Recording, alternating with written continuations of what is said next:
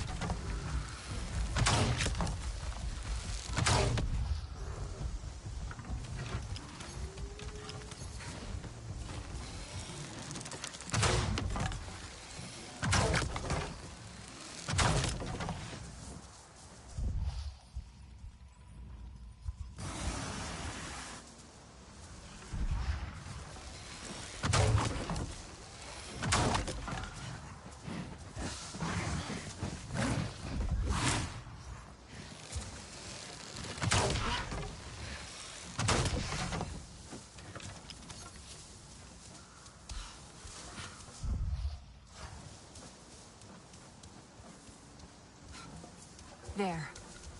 Should help keep feral numbers in check.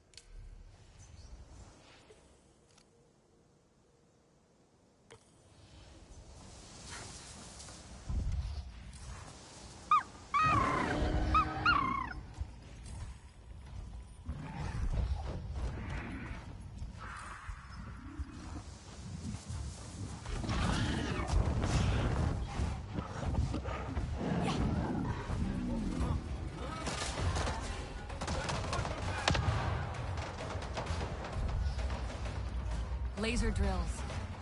Burning through the rock to find resources.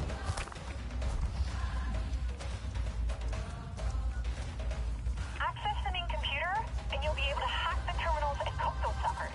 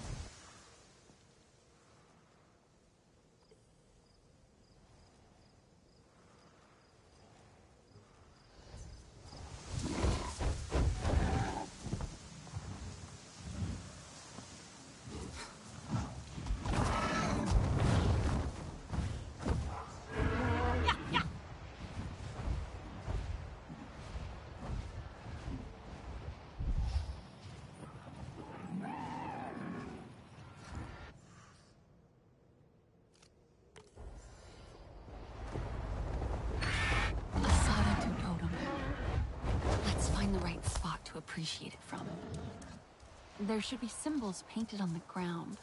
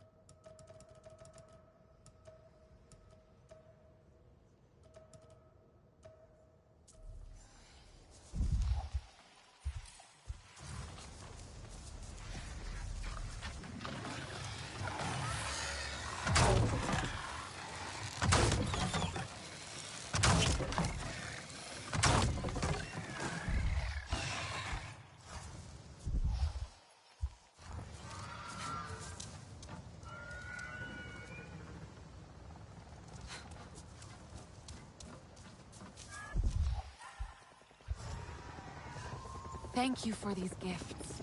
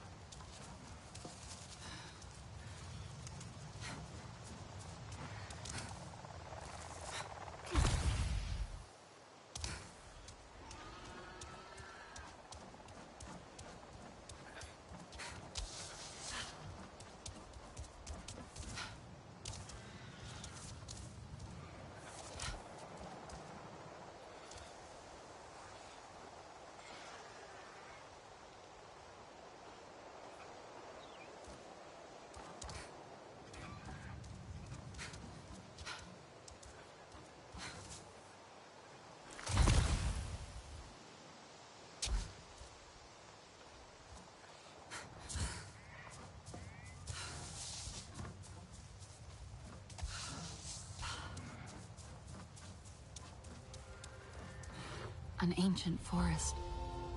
Maybe once it was imposing, but now it's just a bunch of hollow trunks. It's like the totem wants me not to see the dead trunks, but to look forward at the plains, at that towering rock.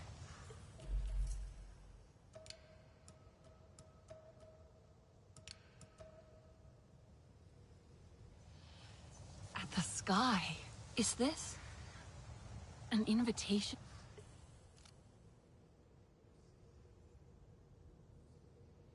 to move forward, not to dwell on the past? Or am I getting it wrong?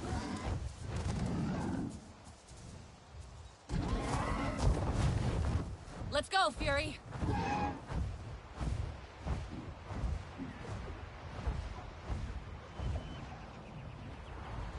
Yeah!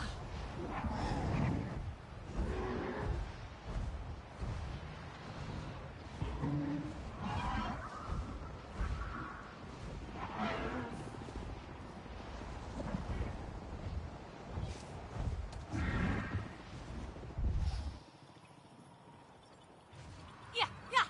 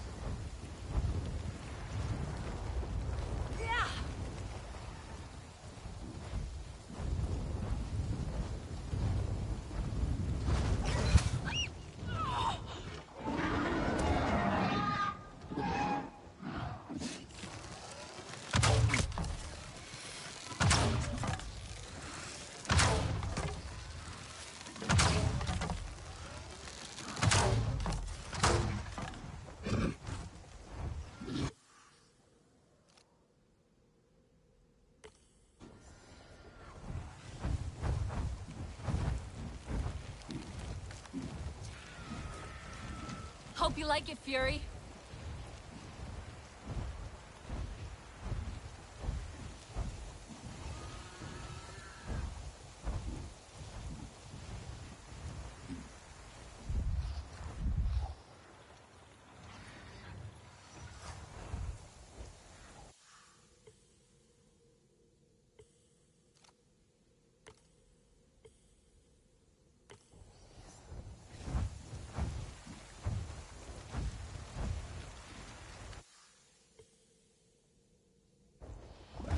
Whoa!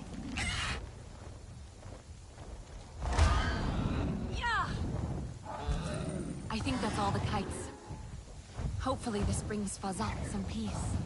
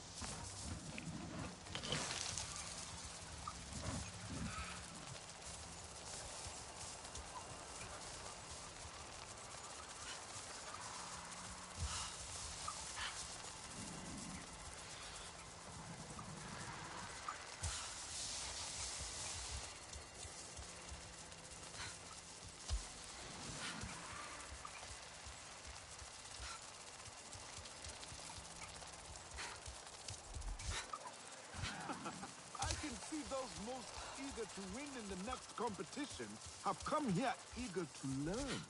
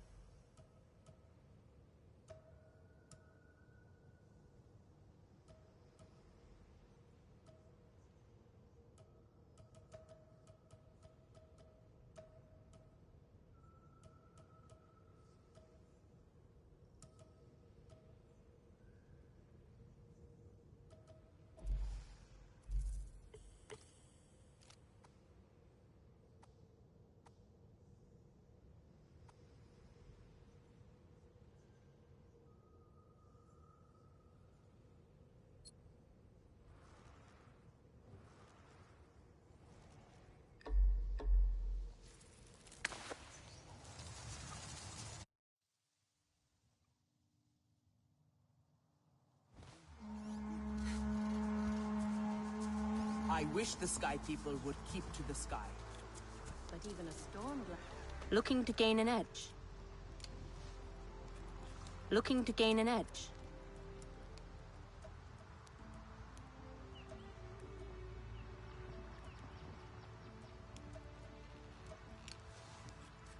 Keep your head high.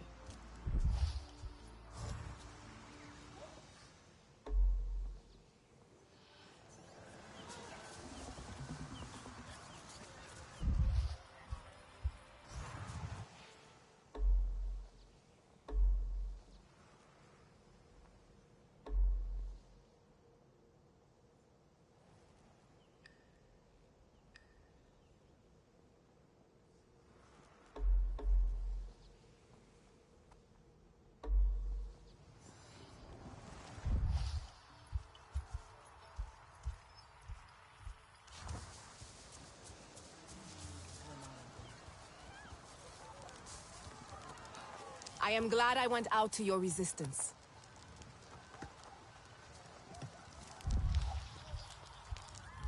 Tamu is a dreamer, but he has a good heart.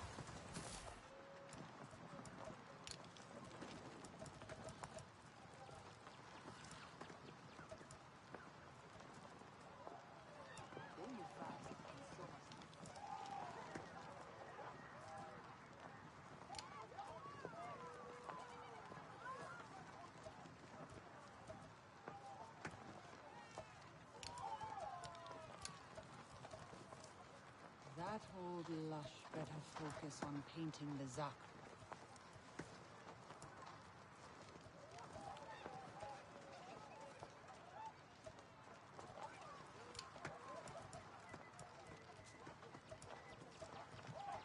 They are free to challenge me and to fail.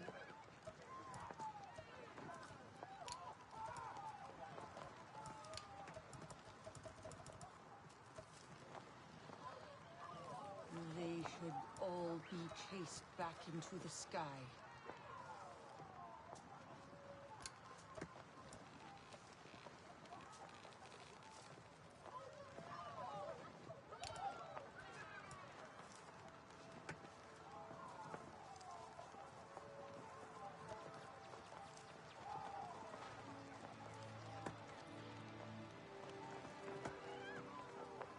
Sometimes you just need to cut through the problem.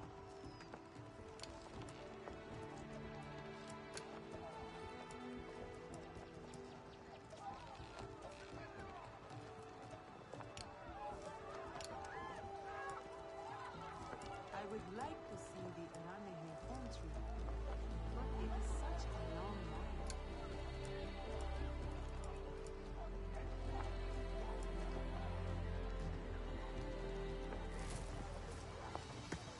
I cannot make Zanke without Wei.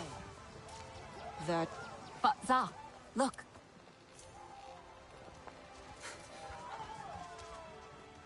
Make your pick, friend.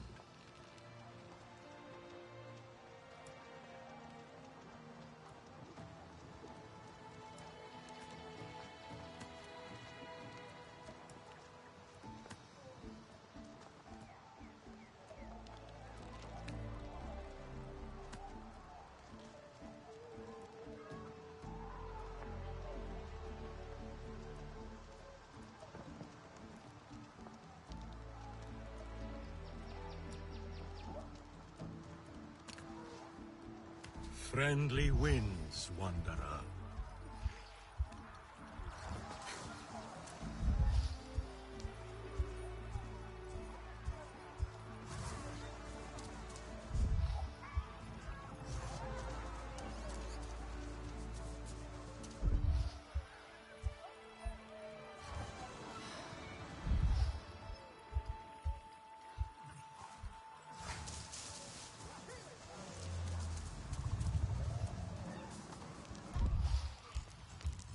Surely Zachary will move once more. But they look so happily asleep. That is because they're stuffing their bellies full.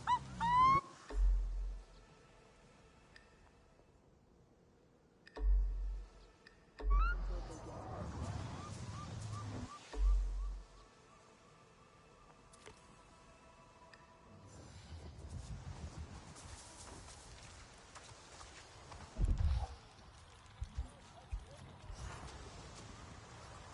Perhaps we should stay closer to camp.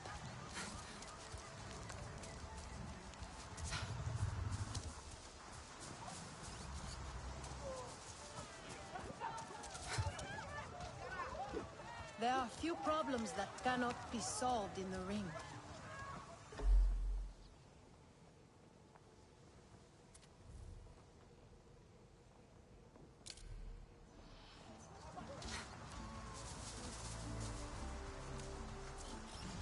I do not know you, but I welcome you. Do not let gossip distract you. There has been a sharper edge to the wind lately. What do you think it means? That it is good. We do thank you for coming.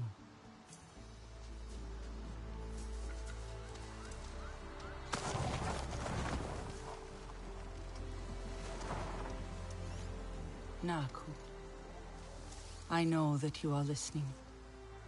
I closed my heart to you, thinking grief would be easier to bear alone.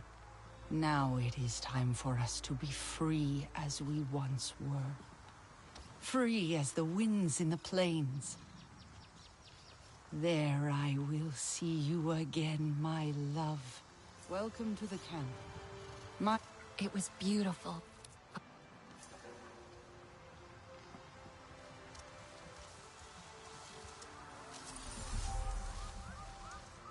Zakru are always good.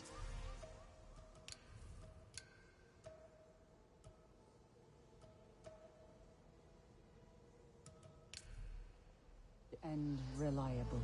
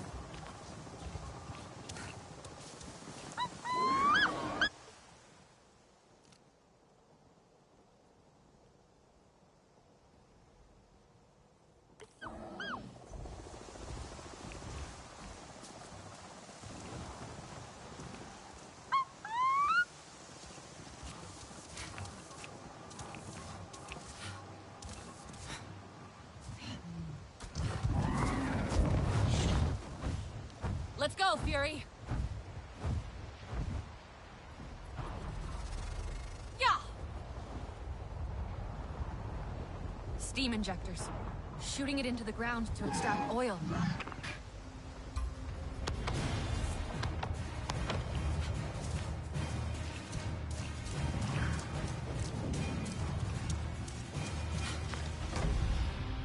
Leaving the ground full of wastewater. Just disable the pumps now.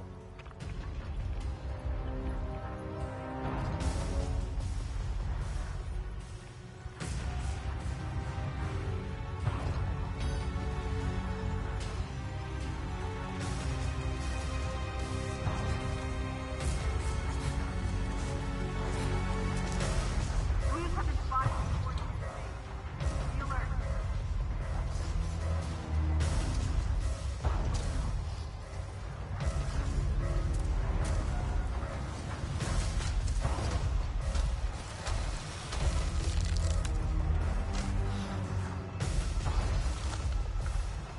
Warning.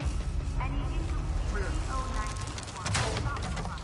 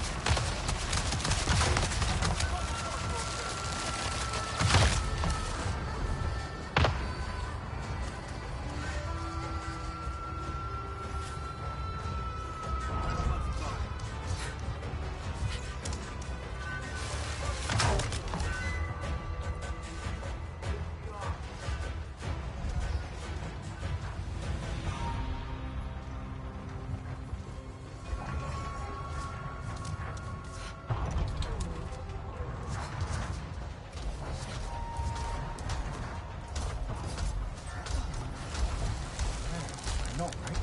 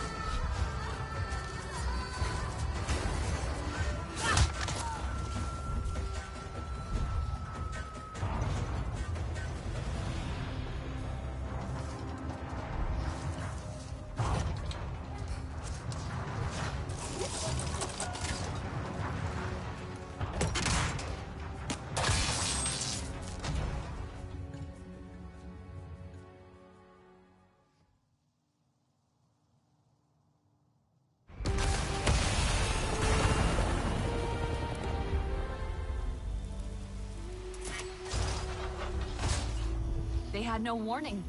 It's all here.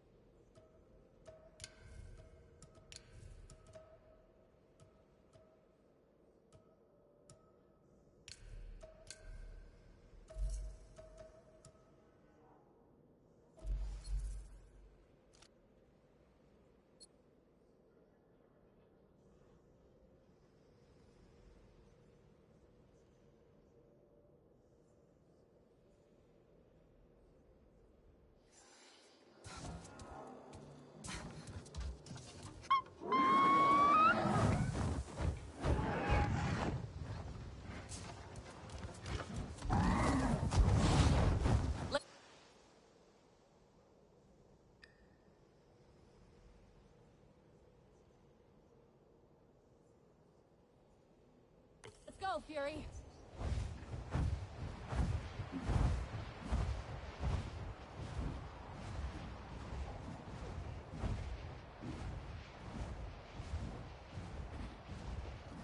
Yeah.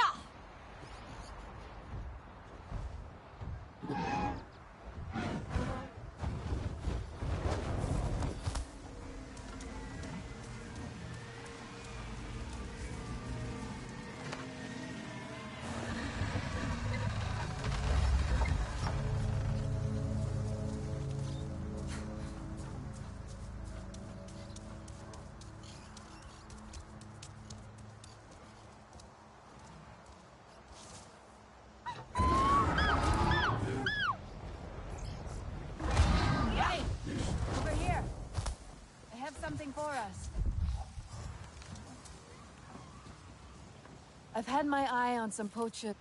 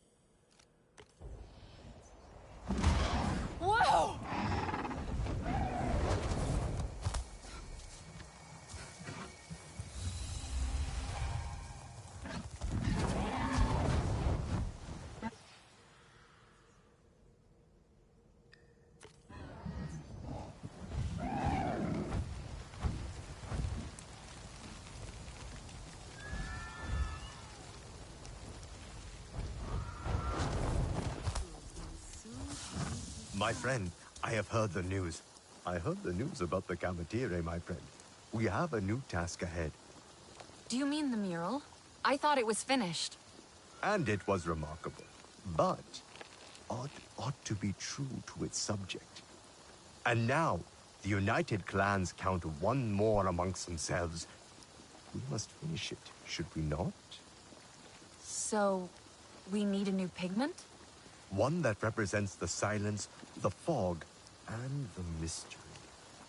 The one color of the clouded forest.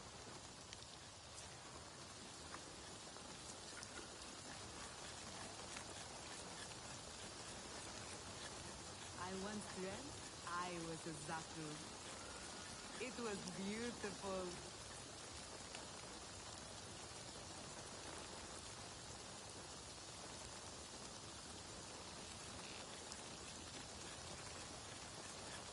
I heard they fought at Thanos. Not sure if I believe it.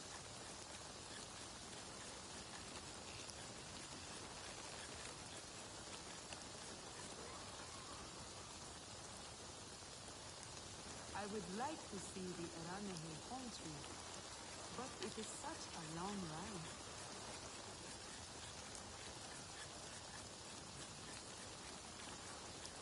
Even the darkest night is followed by dawn.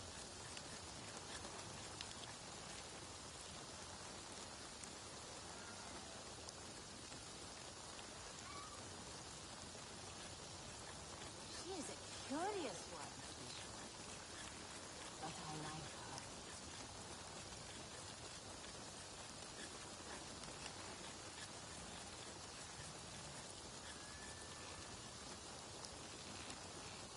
I like to be at the camp when it gets dark.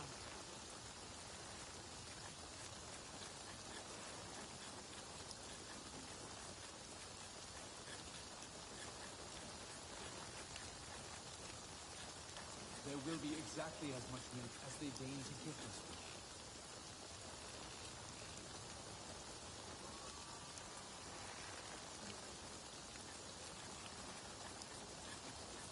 Listening to a Zaku heartbeat always calms me.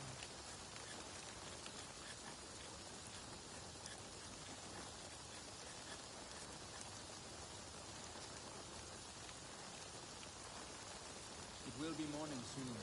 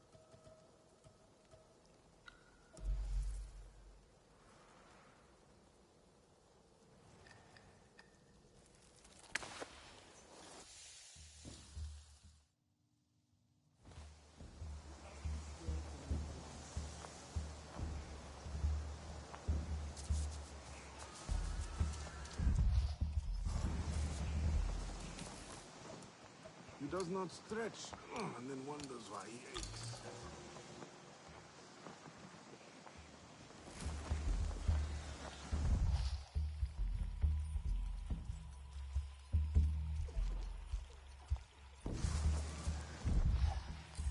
I think we need more scouts.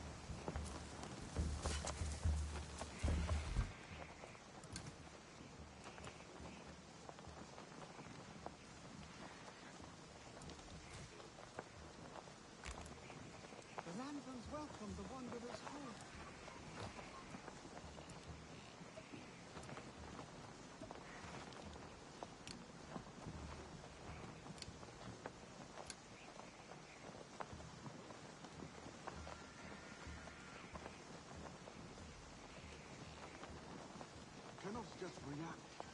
dent to win.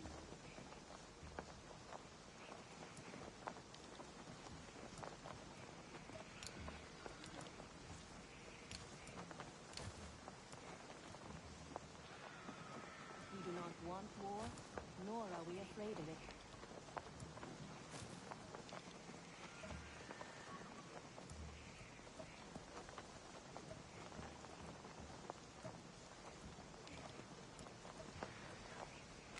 I have been moving some stones around, waiting to see when you will notice.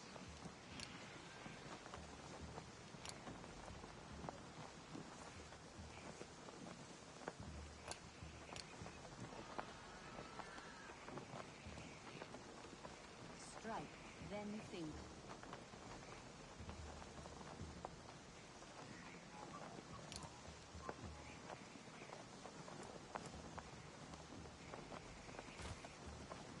They can be funny to watch, just from a distance.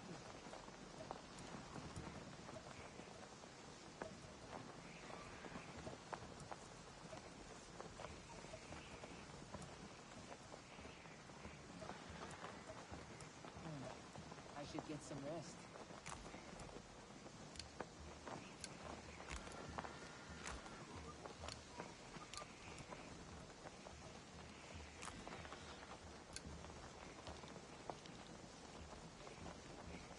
Do not get so lost in your thoughts. You may not find your way back.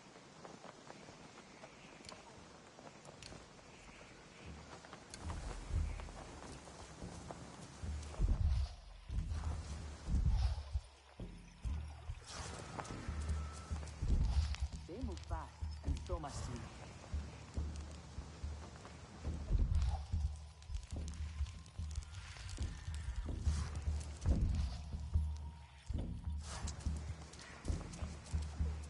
Some things become clearer at night.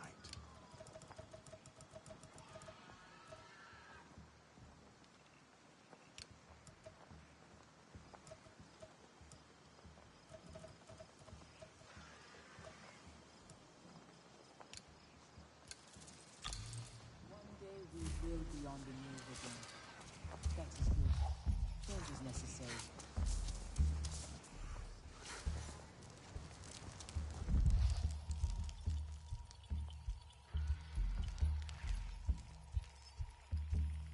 Even at night, we ride.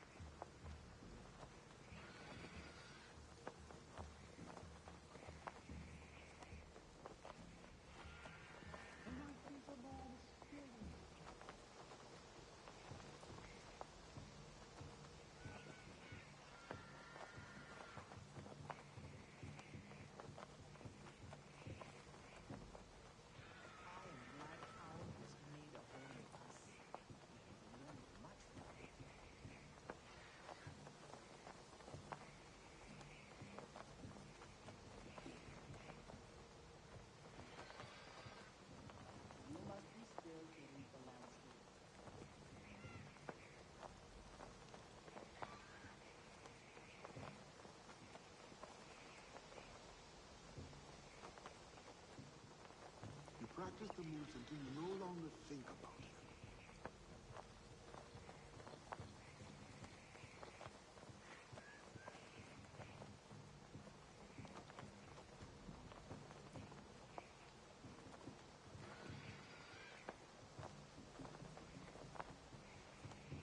One day we will be on the move again. That is good. Change is necessary.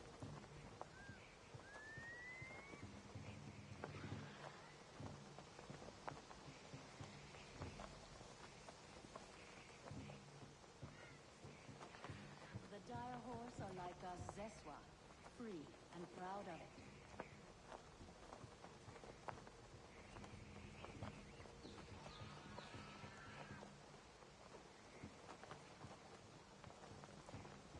I think we need more scouts.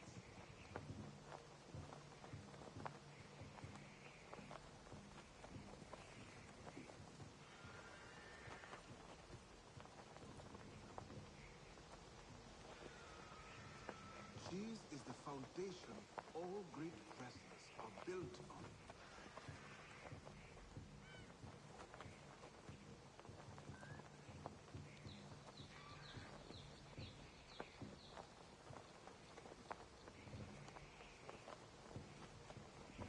They can be funny to watch, just contradictory.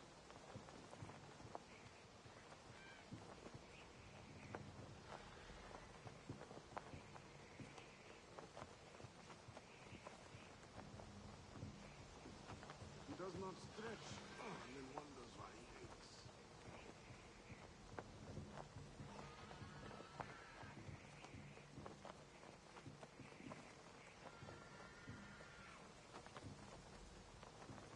The best dance fighters are subtle but deadly.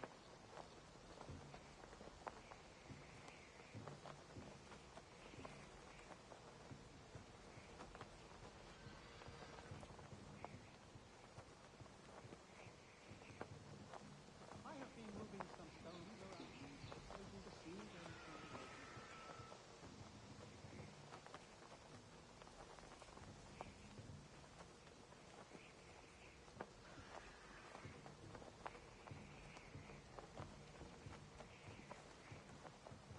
The plains do not play favorites.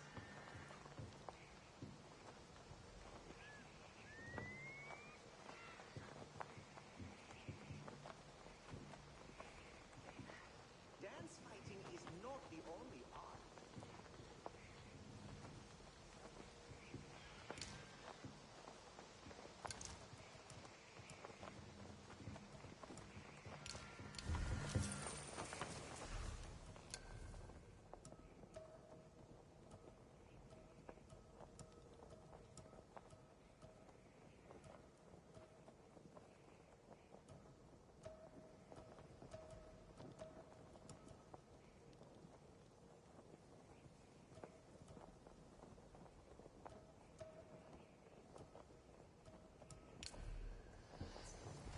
Nesili sees what threats face us better than anyone.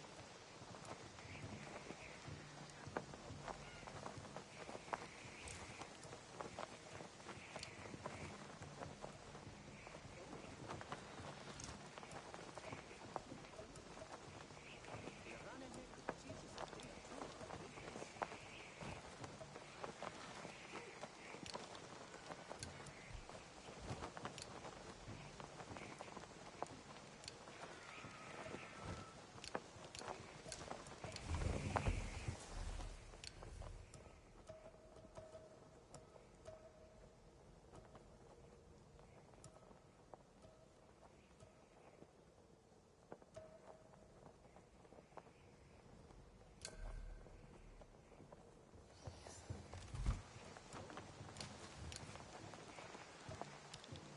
Cannot just react, you dance to it.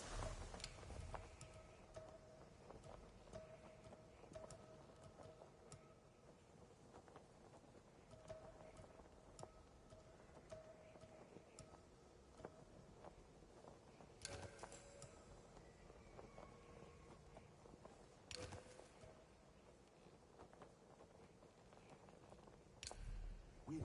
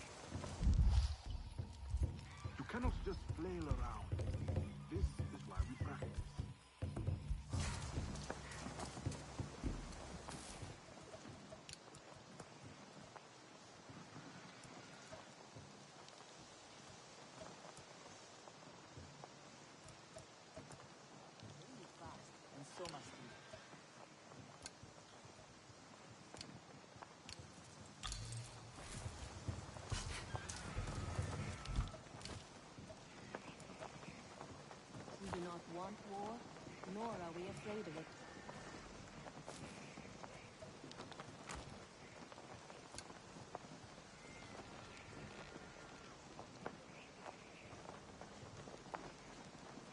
I am glad Kaum has made a home with us.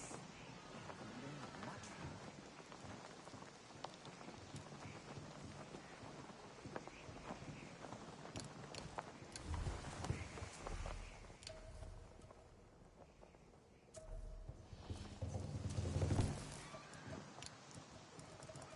He does not stretch, and then wonders why he aches.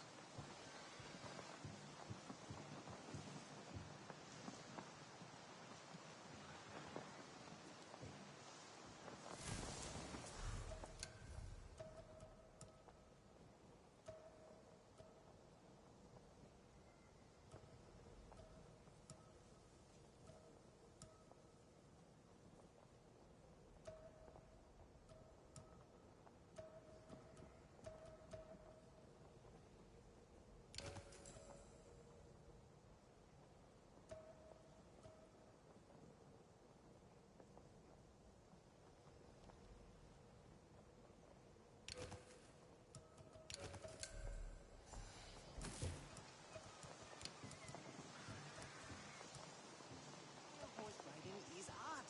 I will not hear otherwise.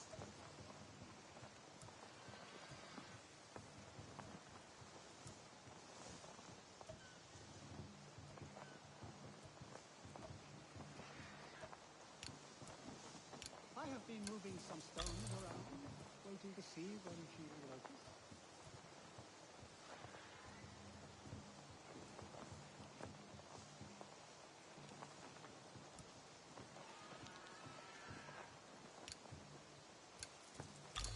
This fighting is not the only art.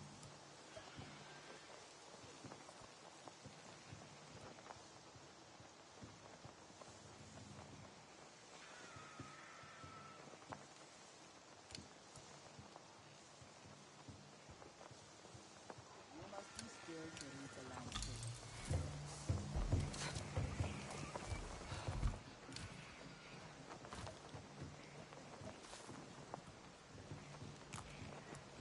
Do not get so lost in your thoughts. You may not find your way back.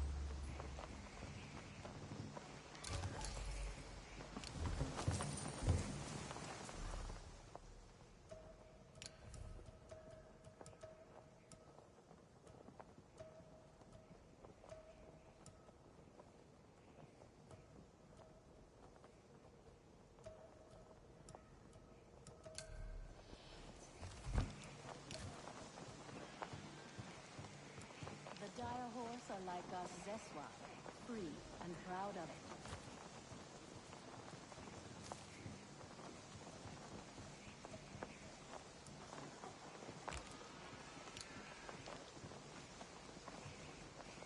The Ranahe could teach us a thing or two about business.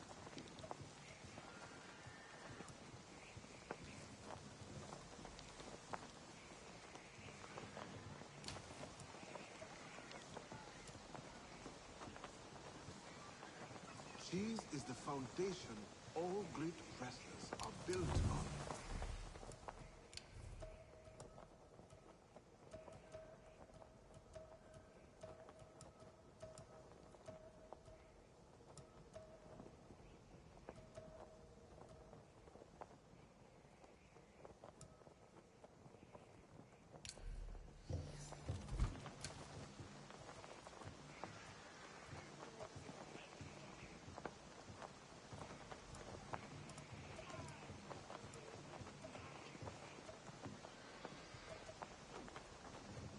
They can be funny to watch, just from a distance.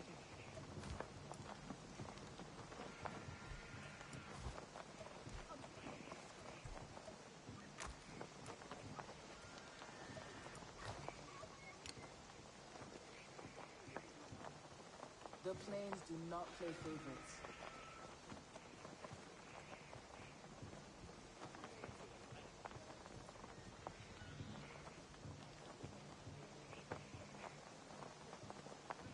The best dance fighters are subtle but deadly.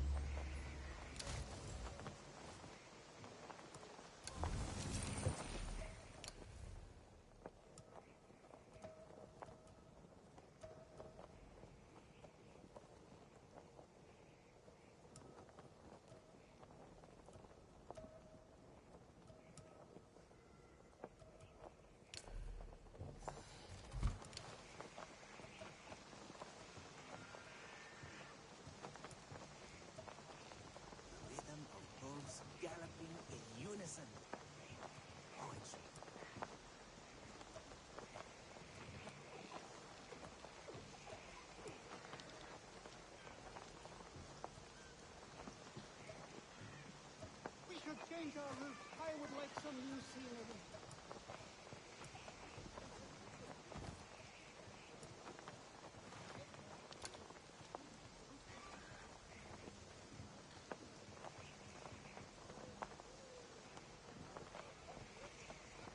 You practice the moves until you no longer think about them.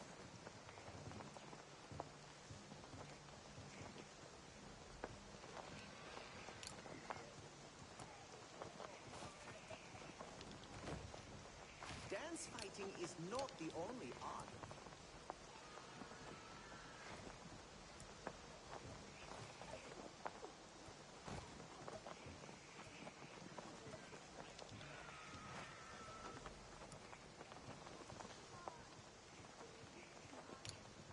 He does not stretch, and then wonders why he aches.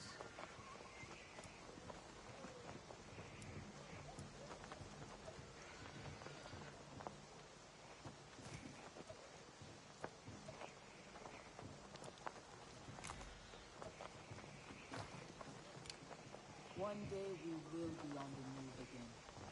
That is good. Change is necessary.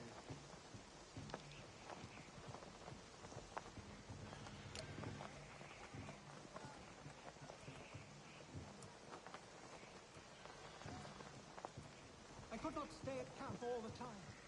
I need the freedom of the plain.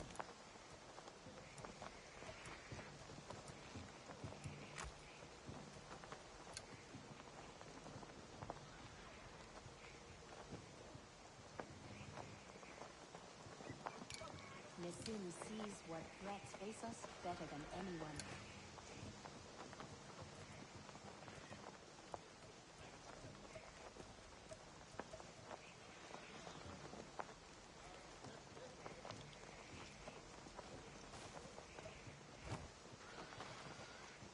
You must be still to read the landscape.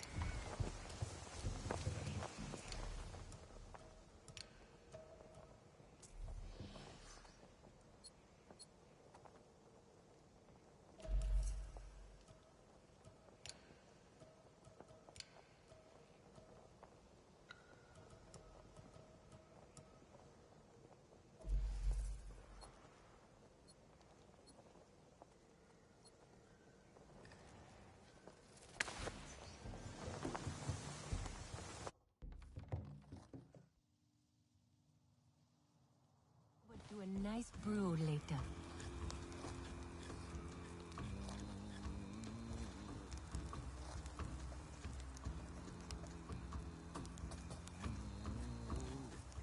One day, I would like to make a piece using Aranahe silk.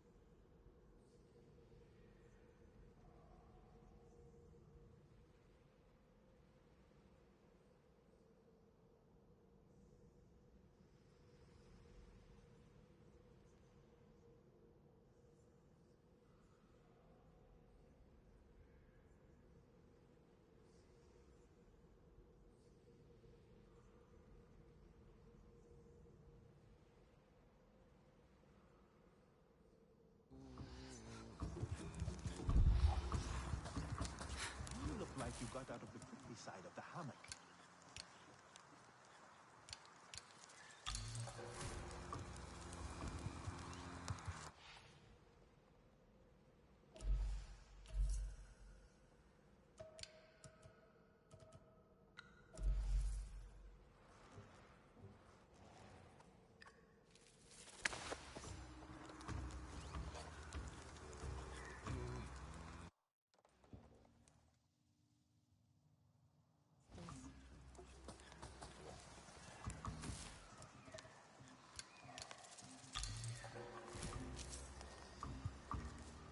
They are so delicate.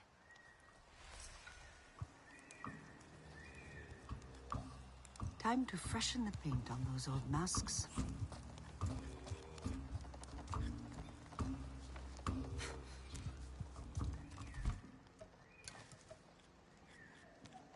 The rainbow in a dewdrop.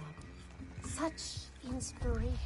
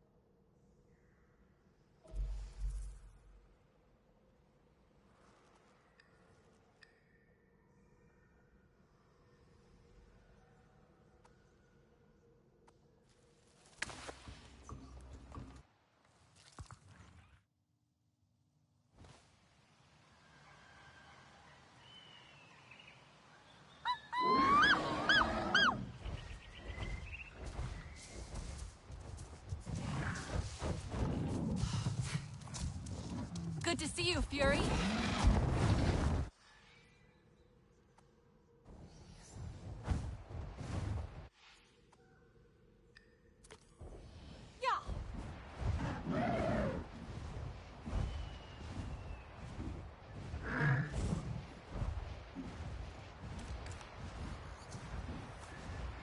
There you go, Fury.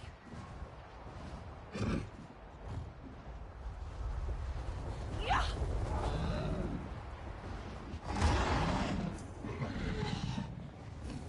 Yeah, yeah!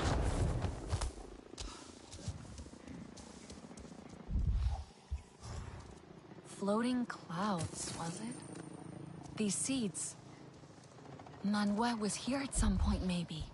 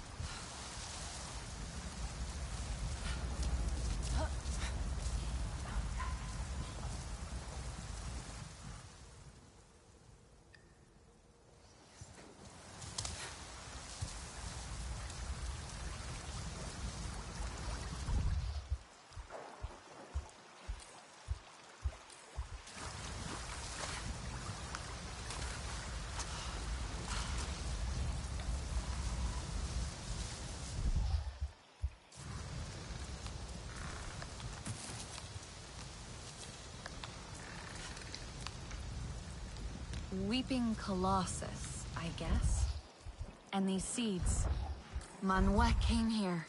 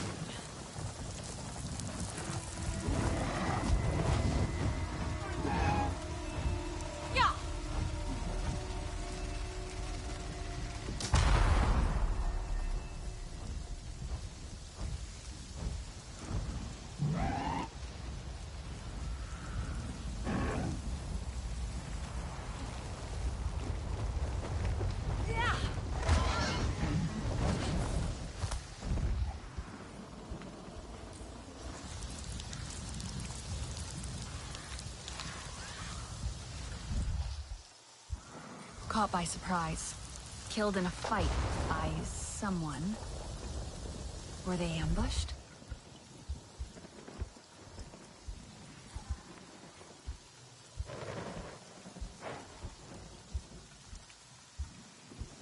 Footprints. Na'vi. Ran for their life, judging by the distance. But who was it?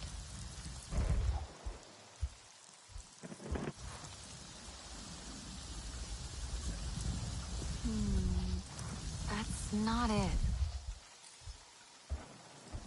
Na'vi arrows. Scattered. Fired one after another in a panic. Wasn't expecting the RDA. RDA and Na'vi bump into each other. Na'vi might be rusty with a bow. Takes a few out. Could be Manuel.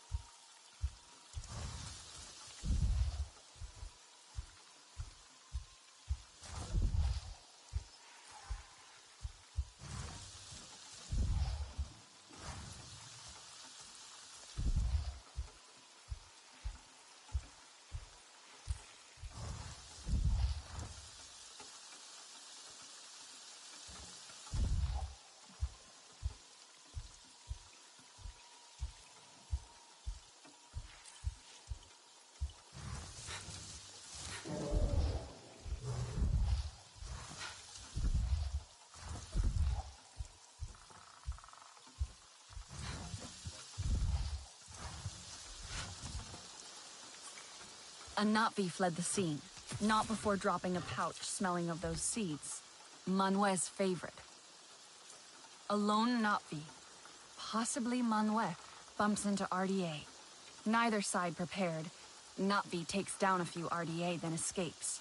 Drops a pouch with a distinct odor. The smell... strong enough to track. Whoever you are, hold tight.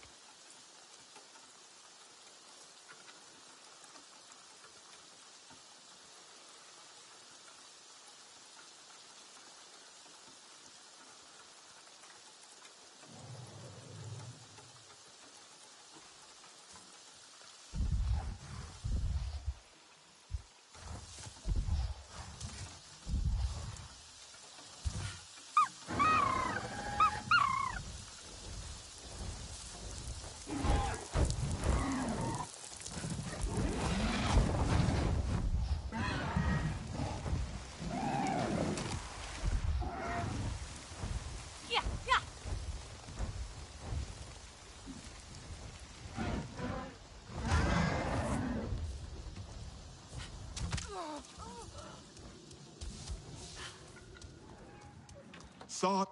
Manuel? Are you hurt?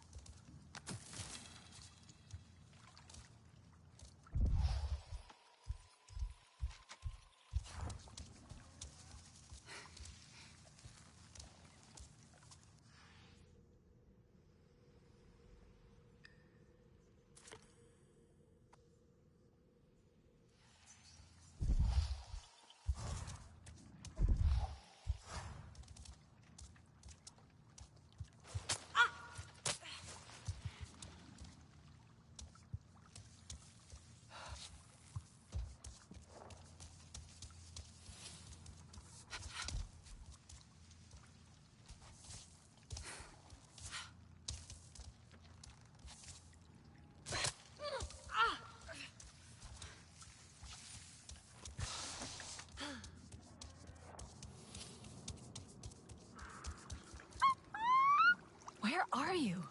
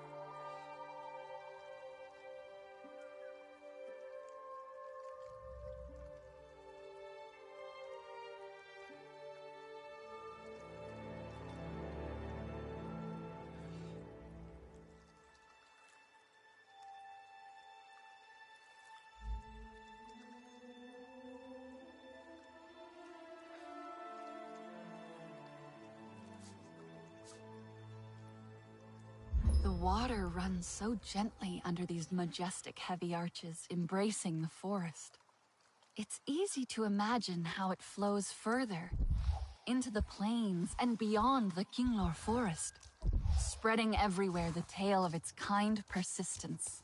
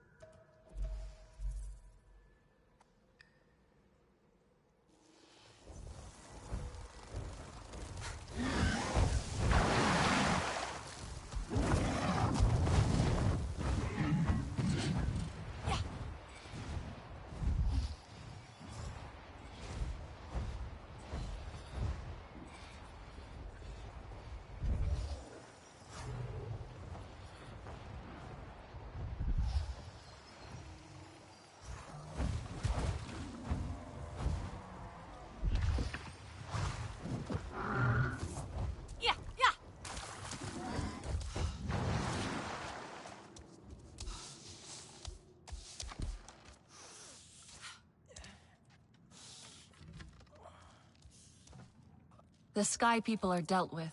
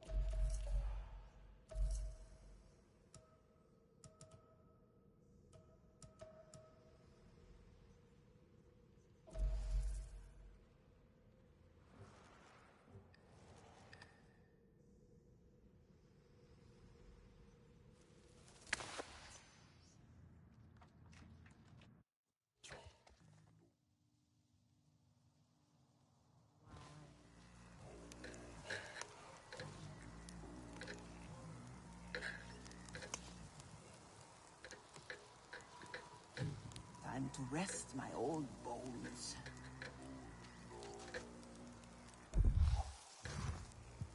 Come, Manuel came to see me again.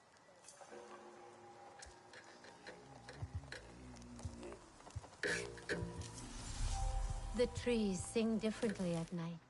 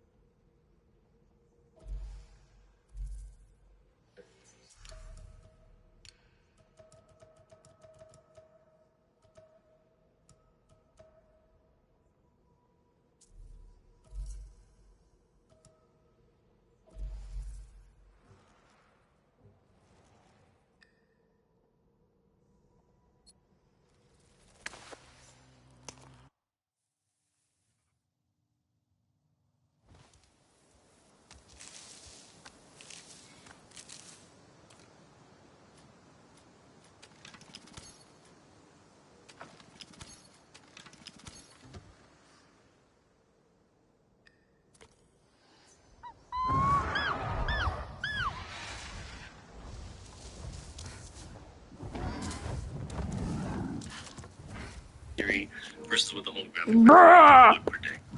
How do you tell these two things? So there's one way of doing it. Let's go, that had been suggested previously, which is to say that in the quantum field theory way of talking, it implies there's a whole bunch more states, a whole bunch more ways the system could be than there really are. And the answer, and just I'll do a little bit of math, just because there might be some people in the audience who like the math. If I draw two axes on a two-dimensional geometry, like the surface of the table, right? You know that the whole point of it being two-dimensional is I can draw two vectors that are perpendicular to each other. I can't draw three vectors that are all perpendicular to each other, right? They need to overlap a little bit. That's true for any numbers of dimensions. But I can ask, okay, how much do they have to overlap? if I try to put more vectors into a vector space than the dimensionality of the vector space, can I make them almost perpendicular to each other? And the mathematical answer is, as the number of dimensions gets very, very large, there's a huge extra number of vectors there that are almost perpendicular to each other. So, in this case, what we're suggesting is the number of things that can happen in a region of space is correctly described by holography. It is somewhat overcounted by quantum field theory, but that's because the quantum field theory states are not exactly perpendicular to each other. I should have mentioned that in quantum mechanics, things are given by vectors in some huge dimensional. A mystify you, fit for a masterwork.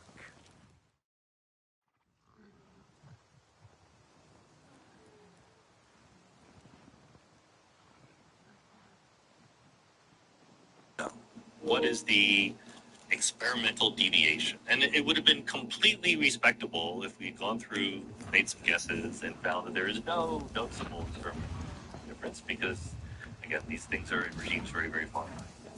We stuck our necks out. We do it? You are a true artist, my friend. Such would show up in the equations of motion for particles. Like then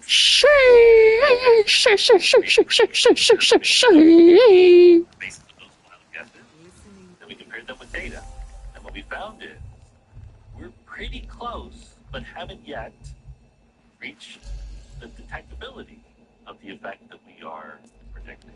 In other words, well, basically one way of saying what we're predicting is a neutrino. There's reasons why it's neutrino. Good if you want, but it's not that interesting. A neutrino comes to us from across the universe.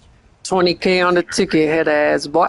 There is a probability as it's traveling that it will dissolve into other neutrinos because they're not really perpendicular to each other as vectors as they would ordinarily be in quantum field theory.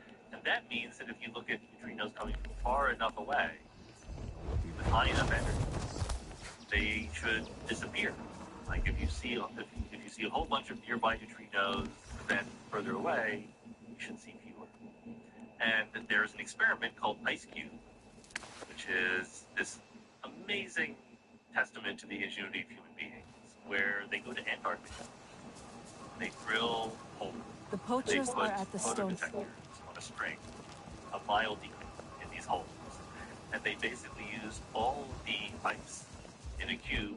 You know, I don't know whether it's a mile or not, but it's like a kilometer or something like that, some big region.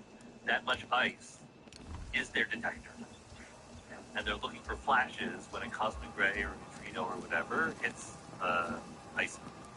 Gotta get that sponsorship in, bruh.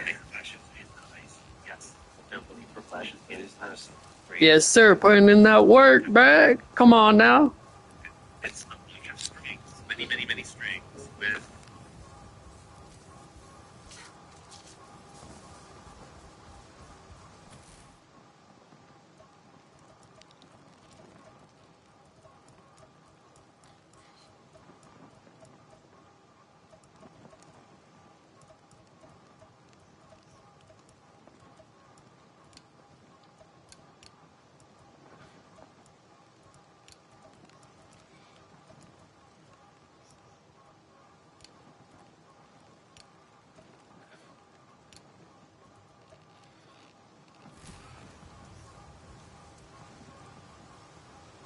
occasionally a neutrino. Yeah, I just seen Lex Friedman's last podcast where he was in the jungle. It was actually really, really dope. The very end, a little snake pops up. It was pretty sick. I literally just finished it right now. It's the nice thing about ice is it's transparent. So you built yourself. Nature has built you a neutrino detector. So why ice? So is it just because of the low noise and you get to watch this thing and it's much more dense than air, but it's transparent. So you have much more dense, so high probability transparency, and then it's also in the middle of nowhere, so you can. Well, that's all you need. There's not that much ice, right? Yeah.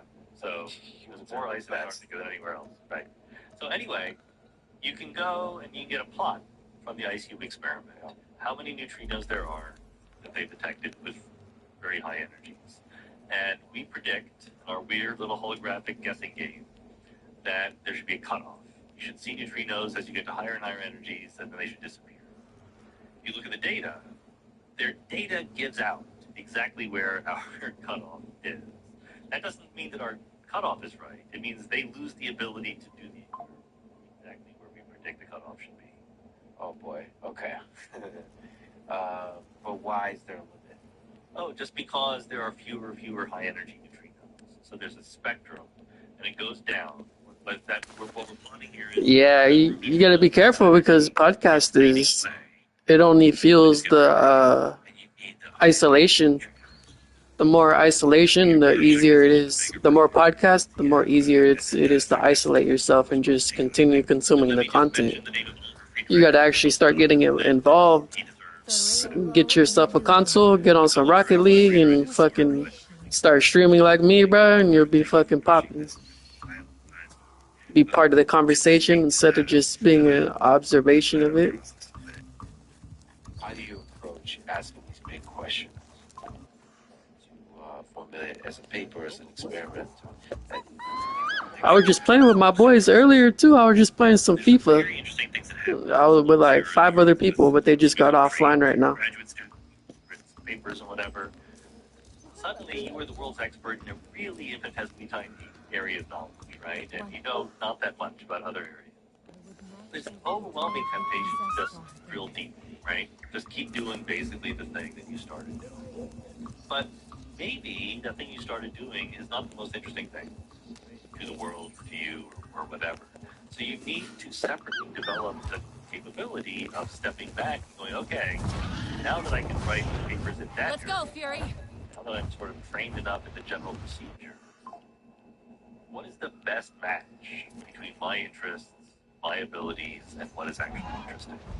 And honestly, I've not been very good at that over my career. I have my process traditionally was I was working in this general area of particle physics, field theory, and I know that's just crazy. trying to take things other people were talking about and ask myself whether or not it really fit together. Like my two Bunch of Gen Z having ass. I've ever written that have done super well in terms of getting cited and things. Yeah.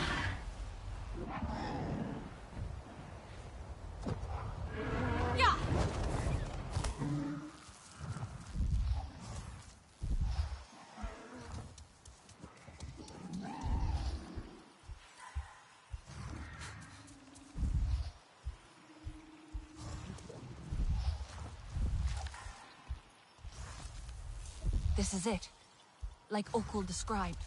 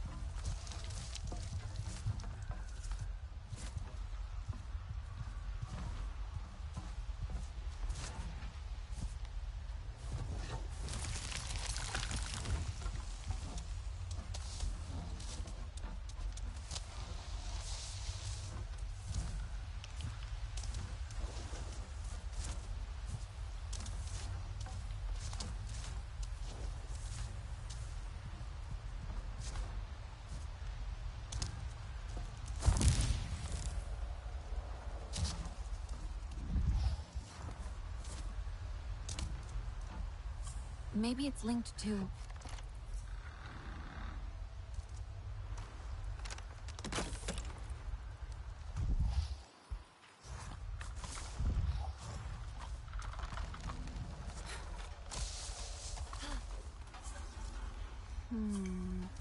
That's not it.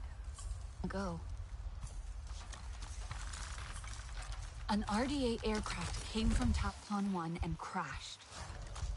An RDA aircraft was carrying a cage for something long ago. It crashed here. The pilot got away.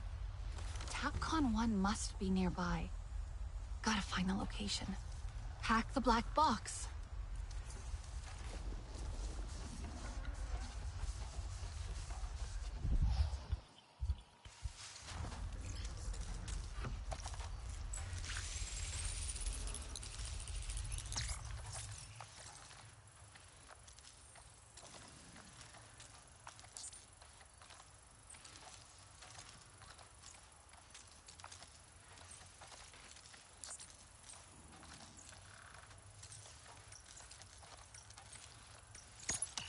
That's it.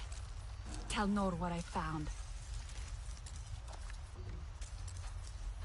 Hey, Called Nor? Buy Refresh. Did you find Tapcon 1? And It's a very you can old kind of run the RDA numbers, crash site, say, you know, you but the can't make a Scorpion very also precise had the prediction, just Tapcon making 1 up this logo. model. But if you want to roughly fit the data, you can predict how much polarization rotation there should be. A couple of degrees, okay? Not that much. This must be where So, Sewell got that RDA that's very hard code to and took detect. it back to his workshop. Do it. Right now, literally, you're on the edge of either being able to detect it or rule it out. Yeah, using I managed to get cosmic coordinates from the black and there box. is I'm on my way there now. truth in everything. I'm scared. A claim on the market What do you think it that it's is? been detected. That it's there. It's not very statistically significant. Is my word. That I think will probably go away. Very hard to observe. But maybe you get better and better data. Damn, that'd be weird to be a streamer just to drive around at nighttime and shit. Have a bunch of GoPros set up in your car. People will sometimes bring up dark energy and dark matter as an example. There's actually a famous streamer that just got famous. His name is Squeeze. And he's famous for fucking driving over 100 miles per hour on the freeway and swerving through traffic on the freeway and like cutting up pretty much without like wrecking his car. It's freaking insane. You gotta try to check out some of his videos. It's freaking madness, bro. Squeezing through different spots. Slightly off. Motion to the outer planet. Cutting up on the freeway going over 100 miles per hour. Something very simple. One more planet. His name is Squeeze. He's been going viral recently for doing that shit. It's crazy. Matter that we can't send to the dark. Yeah. Whoa! There's a difference between dark matter and dark energy, right? Dark matter, are hypothesizing it, is a particle. It's just a particle that interacts with us very weakly. So we know how much of it there is, we know more or less where it is, we know some of its properties, specific. But it's not anything fundamentally mysterious. It's a particle. Dark energy is a different story. So dark energy is indeed uniformly spread through space. It has this very weird property that it doesn't seem to evolve as far as we know. The same amount of energy in every cubic centimeter of space. That's why far and away the leading candidate for dark energy is Einstein's cosmological constant. The cosmological constant is strictly constant, 100% constant. The data say it better be 98% constant or better, so 100% constant works, right? And it's also very robust. It's just there, it's not doing anything, it doesn't interact with any other particles. It makes perfect sense. Probably the dark energy is. Dark matter, super coordinated. Yeah, that's crazy. Going around crime scenes and shit. Mostly to explain rotation of galaxies. To be a vigilante and stream it, that's gotta be like a whole nother level right there. Like that's what Vitaly is doing pretty much, catching pedos. But doing it on a whole nother level, that shit would be crazy. Background pulling up to crime scenes and shit like Batman. So we have multiple independent lines of evidence. Also gravitational lensing and things like that. Many, many pieces of evidence there. And also that say that the effects of dark matter are different than if we modify gravity. So that was my first answer to your question is dark matter is we have a lot of evidence for. But the other one is, Capcom 1. of course, It looks abandoned. love find a way inside. Our vested interest is 100% with it being something more cool and interesting than dark matter, because dark matter is just a particle. That's the most boring thing in the world. And it's non-uniformly distributed to space, dark matter. Absolutely, yeah. So that you can even see maps of it that we constructed with gravitational lensing. So verifiable sort of clumps of dark matter in the galaxy that explain stuff. Bigger than the galaxy, sadly. Like, we think that in the galaxy, dark matter is lumpy, but it's weaker. Its effects are weaker. But on the scale of large-scale structure and clusters of galaxies and things like that, yes, it can show you where the dark matter is. Super cool explanation. Be interesting as opposed to just another particle that sits there in clumps. The super cool explanation would be modifying gravity rather than inventing a new particle. Sadly, that doesn't really work. We've tried. I've tried. That's my third paper that was very successful. I tried to unify dark matter and dark energy together. That was my idea. That was my aspiration, not even an idea. I tried to do it. It failed before we wrote the paper. I realized that my idea did not help. It helps. It could possibly explain away the dark energy, but it would not explain away the dark matter. And so I thought it was not that interesting, actually. And then two different collaborators of mine said, has anyone thought of this idea? Like, they thought of exactly the same idea completely independently of me. I said, well, if three different people found the same idea, maybe it is interesting. And so we wrote the paper. And yeah, it was very interesting. People were very interested. Can you describe the paper a little bit? Like, it's fascinating how much of a thing there is, dark energy, dark matter, and you don't quite understand it. So what was your dive? What was the insight? So here is what we know about dark matter and dark energy. They become important in regimes. Copyright strike for what? Cut? There ain't no music playing. That's kind of the opposite from what you would expect if you actually were modifying gravity. Like, there's a rule of thumb in quantum field theory, etc., that new effects show up when the effects are strong, right? We understand weak fields, we don't understand strong. But okay, maybe this is different, right? So what do I mean by when gravity is weak? The dark energy shows up late in the history of the universe. Early in the history of the universe, the dark energy is irrelevant. But remember, the density of dark energy stays constant. The density of matter and radiation go down. So at early times, dark energy was completely irrelevant. There's matter and radiation. At late times, it becomes important. You're allowed to watch other people's content on YouTube and react to it. You don't have to get copyright strike for that. Only music. Let's do something else. There's a phenomenological fact about galaxies, that in the interior of galaxies, you don't need dark matter. That's not so surprising, because the density of stars and gas is very high there, and the dark matter is but there's generally a radius inside of which you don't need dark matter to fit the data, outside of which you do need dark matter to fit the data. So that's, again, when gravity is weak, right?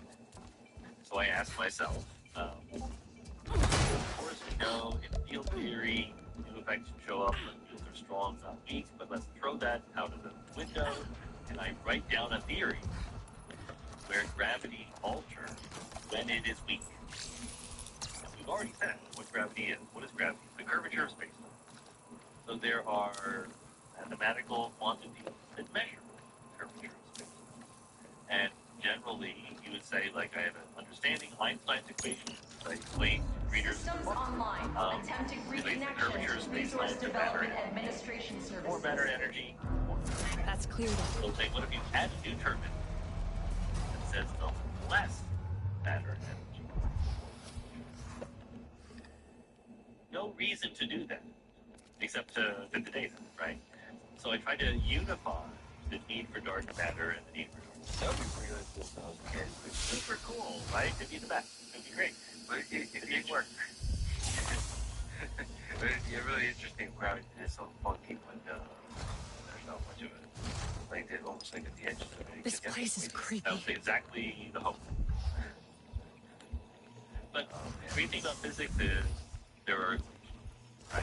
You come up with a word, you wave your hand, but then you got to write down the equations, and I did. And I figured out that it could help with the dark energy deceleration. What were they doing here?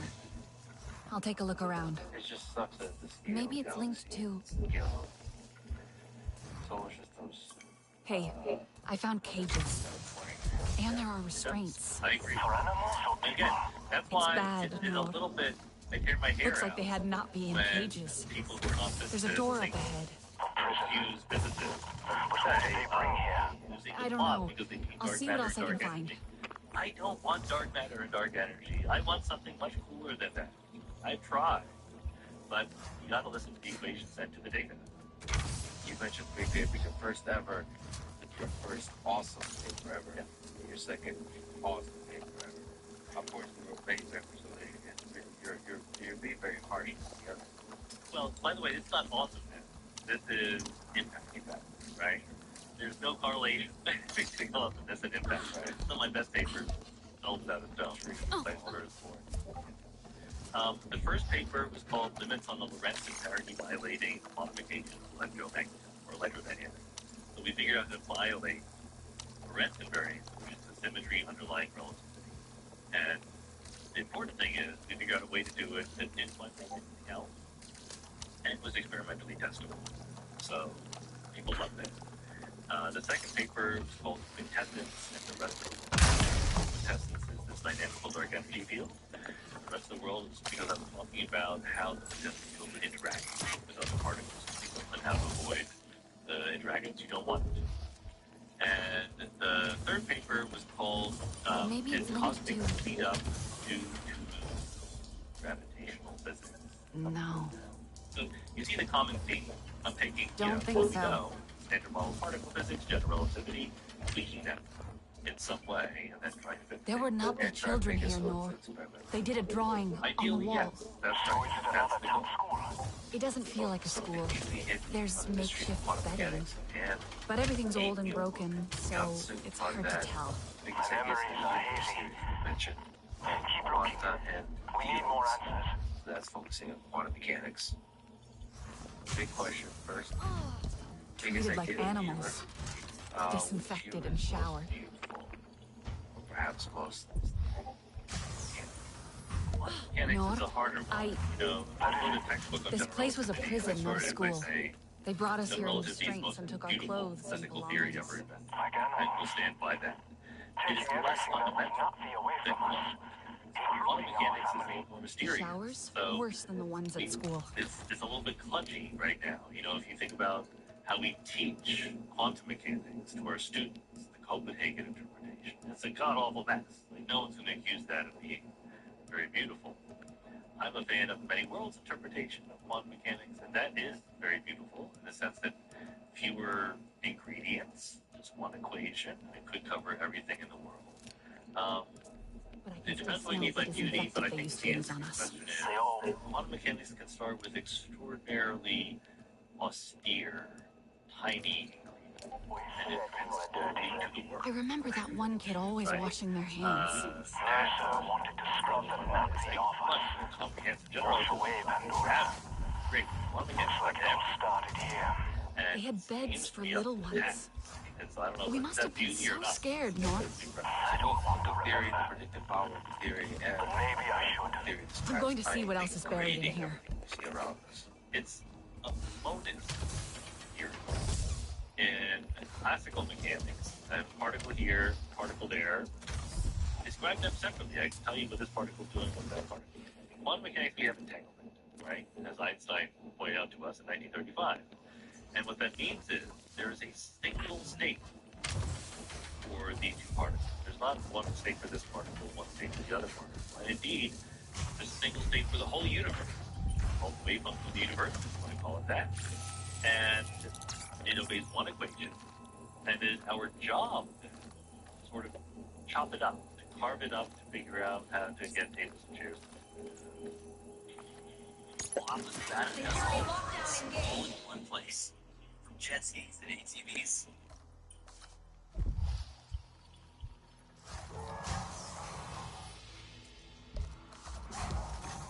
So distorted. What is it saying? It is, in fact, beautiful. But, one of your more controversial dead guys. Yeah, he's probably gotten a bunch of flack for it. Big boy, I can take it. Well, can you first Keep your head down. I heard Mercer's out for blood. Got him, coach. Something went wrong with the project or whatever. Experiment. I might have to spend the day doing a stock check and maintenance. Is called the Stern-Gerlach experiment. You're measuring the spin of a particle. Okay. And in quantum mechanics, the spin is, just a spin. It's the rate at which something is rotating around in a very down-to-earth sense. The difference being is that it's quantum. So for something like a single electron or a single neutron, it's either spinning clockwise or counterclockwise. Those are the only two, let's put it this way, those are the only two measurement outcomes we'll ever get. There's no it's spinning faster or slower. It's either spinning one direction or the other. That's two choices. Okay? According to the rules of quantum mechanics, I can set up an electron, let's say, in a state where it is either purely clockwise or counterclockwise, but it's superposition of both. And it's not just because we don't know the answer, it's because it truly is both until we measure. And when we measure it, we see one or the other. A lab. The fundamental mystery of quantum and how we describe Smell reminds me not looking at it is hands, 5 years. blood samples. what we teach our students in the course 51 Some of us kilos. cried every is time. that the act of measuring the spin of the electron causes a radical change. Did you see the new Terrence Howard podcast that came out today? He's an actor from Empire, and he was even in Iron Man. He was on Joe Rogan's podcast today. It was actually really good. I enjoyed it. When it happened, caused it to happen, why it's happening, none of that. That's all called the measurement of quantum. So many worlds just says, look, I just told you a minute ago that there's only one wave function for the whole universe. And that means that you can't take too seriously just describing the electron. You have to include everything else in the universe. In particular, you clearly have to interact with the electron in order to measure it. So whatever is interacting with the electron should be included in the wave function that you're describing. And look, maybe it's just you. Maybe your eyeballs are able to perceive it, but okay, I'm going to include you in the wave function. And if you do that, let me give a very sophisticated listener here who gets a little bit more careful than ever. What does it mean to measure the spin of the electron? We don't need to go into detail, but we want the following thing. If the Are you electron there? were in a state that was 100% spinning, What did you find? and we want It's a Hartley. to tell us it was spinning, They. we want your brain to go against the electron spinning. What do you mean? I found a photo. All her records. With notes, they called her disruptive. They could see her strength. And if you want to, It frightened them. That's why Mercy destroyed her. Was Alma part of all this from the start? I thought she was just a teacher. She looked after us. That's what we all thought. But maybe we were just kids. And maybe there's a lot more to this that we don't know. Do you think so? Like what? Something isn't right about that place. Why did they abandon it? What happened? You're right. I have to go deeper. Is the superposition with the part that says the electron spinning counterclockwise, and I saw it count. Everyone agrees with this. Entirely uncontroversial, straightforward consequence of the Schrodinger equation. And then Niels Bohr would say, and then part of that wave function disappears. And we're the other part. And you can't predict which part it will be. Hugh Everett, who was a graduate student in the 1950s, was thinking about this, says, I have a better idea. Part of the wave function does not magically disappear. It stays there. The reason why that idea, Everett's idea, that the whole wave function always sticks around and just obeys the Schrodinger equation, was not thought of years before, is because naively you look at it, you go, okay, this is predicting that my superposition, that I will be the superposition of having seen the electron be clockwise and having seen it be counterclockwise. no experiment. You always see an outcome. Okay. Everett's move, which was kind of genius, was to say, the problem is not the Schrodinger equation. The problem is you have misidentified yourself in the Schrodinger equation. You've said, oh, look, there's a person who saw counterclockwise. There's a person who saw clockwise. I should be in that superposition of both. Emma says, no, you're not. Because the part of the wave function in which the spin was clockwise, once that exists, it is completely unaffected by the part of the wave function that says the spin was counterclockwise. They are apart from each other. They are uninteractive. They have no influence on what happens in one part of the so Everett says the spin to identify yourself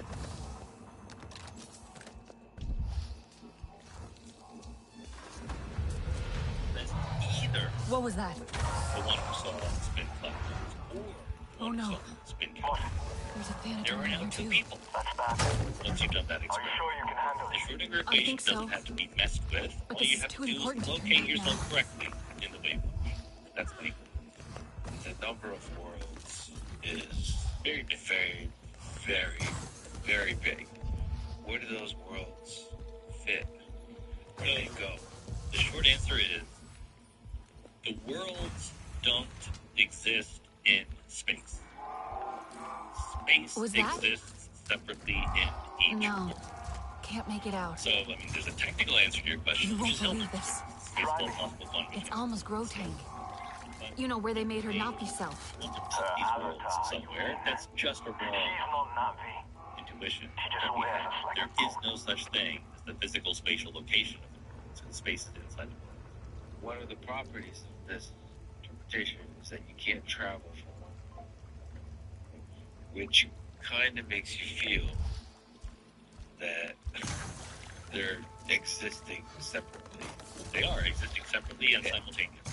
And simultaneously. Without locations in space. Without locations in space. How is it possible to visualize them existing without locations in space? The real answer to that, the honest answer, is the equations predict it. If you can't visualize it, so much worse for you. The equations are crystal clear about what they're predicting. Is there a way to get them closer to understanding and visualizing the weirdness of the implications of this? Can't. You know, I don't think that. I'm being It's stopped. not that hard for me. You know, I don't mind That the voice. idea that Who is it? when I make a quantum mechanical measure, later on in the universe, multiple descendants of my present self who got different answers to that measure. I can't interact with them. Hilbert space, the space law of quantum wave functions, was always big enough to include all of them. I'm going to worry about the parts of the universe I can observe. So, look at this.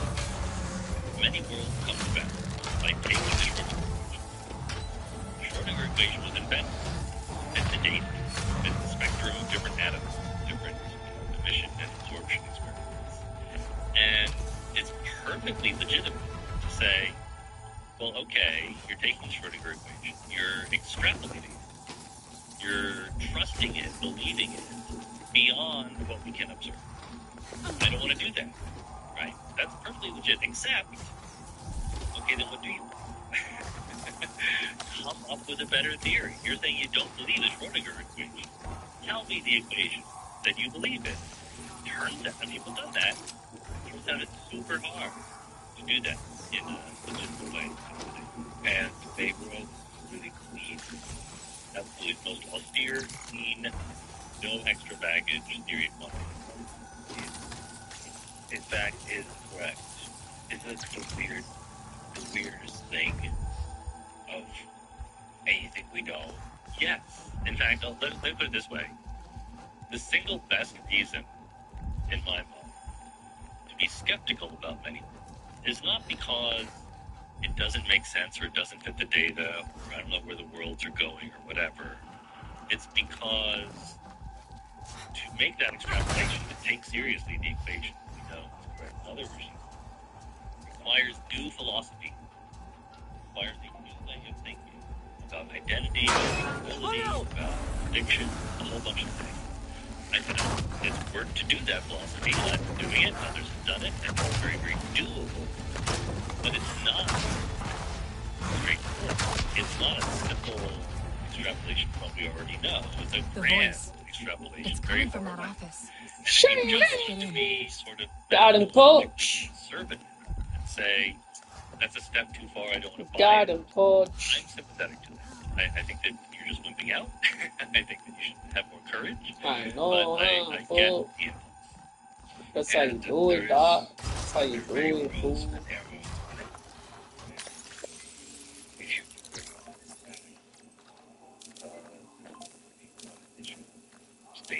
That's right. All quantum mechanics, all different versions require a kind of arrow of time. It might be different in every kind. But the quantum measurement process is irreversible.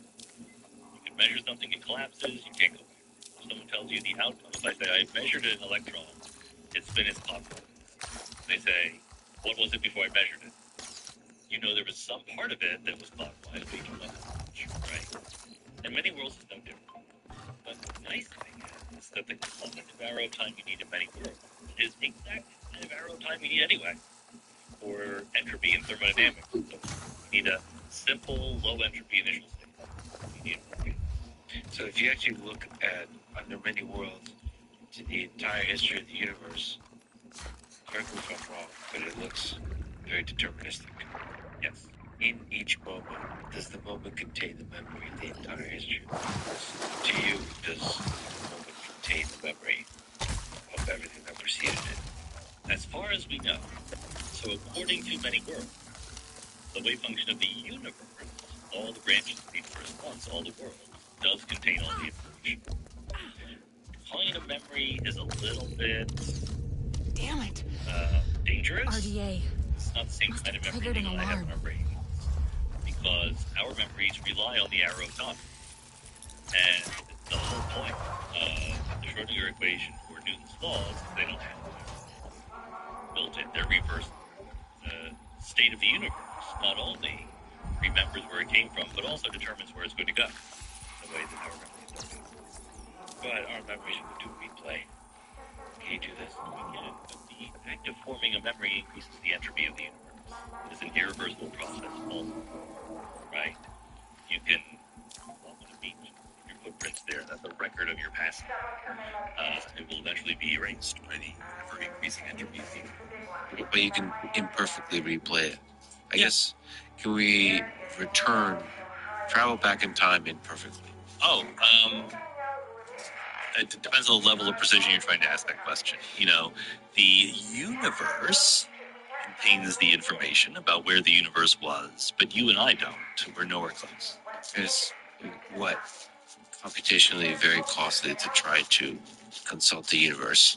Well, it depends on, again, exactly what you're asking. Like, there are some simple questions. Like, what was the temperature of the universe 30 seconds after the Big Bang? We can answer that, right? That's kind of amazing that we can answer that to pretty high precision. But if you want to know where every atom was, no. What to you is the Big Bang? Why did it happen? We have no idea. I think that's a super important question that I can imagine making progress on. But right now, I'm more or less maximally uncertain about what the answer is. Think black holes will help? No. Potentially? Not that much. Quantum gravity will help, and maybe black holes will help us figure out quantum gravity, so indirectly, yes. But we have the situation where general relativity, Einstein's theory, unambiguously predicts there was a singularity in the past. Moment in time. There's that infinite curvature, infinite energy, infinite expansion of the whole bit. That's just a fancy way of saying the theory has broken down. And classical general relativity is not up to the task of what saying would really happen at that moment.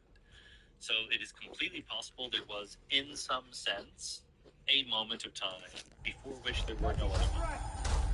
That would be the Big Bang. Even if it's not a classical general relativity kind of thing, quantum mechanics is involved. Maybe that's the matter. It's also completely possible there was time space and time when they evolved into a Big Bang by some perspective. lesser merchant before you start getting that. I think that good evidence, or that would fit hand in glove with the idea that time is fundamental, that it tends to go forever. Well, yeah, I think the general formulation of this question is what's outside of the world, what's outside of our universe. Looking for threats! In time and in space. I know it's time. I know That's like a life. I like that. Okay. Then the answer is it's impossible at all outside our universe. it's absolutely legit to ask questions, but you have to be comfortable with the possibility that the answer is there's no such thing as outside of it.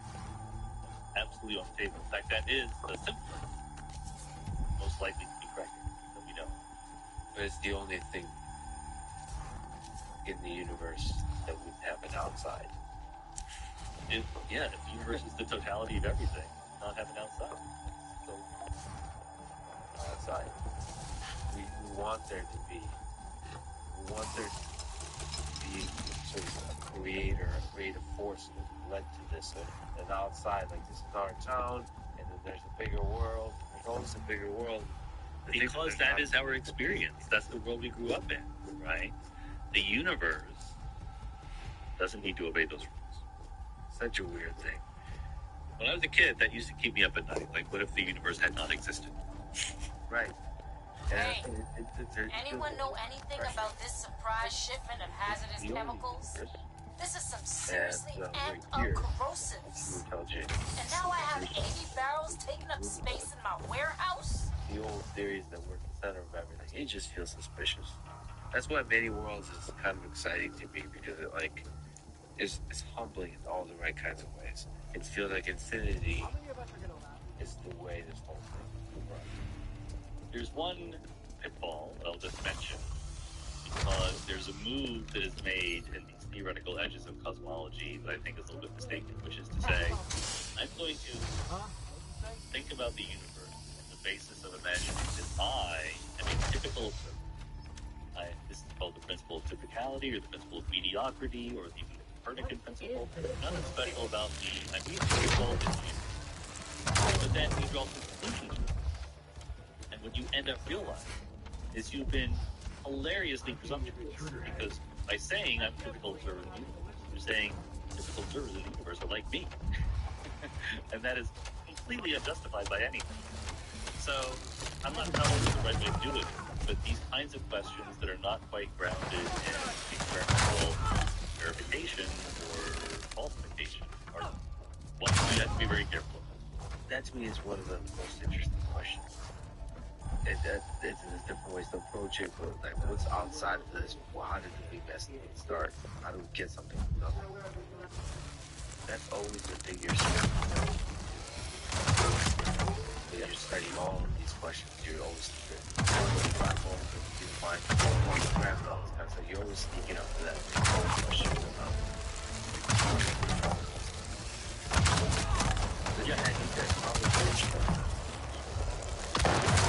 right? It doesn't have to. Do you think there could be a turtle that reduces virtue? I think that specifically the question why is there something grounded up does not have the kind of answer you would ordinarily interested in applying the question.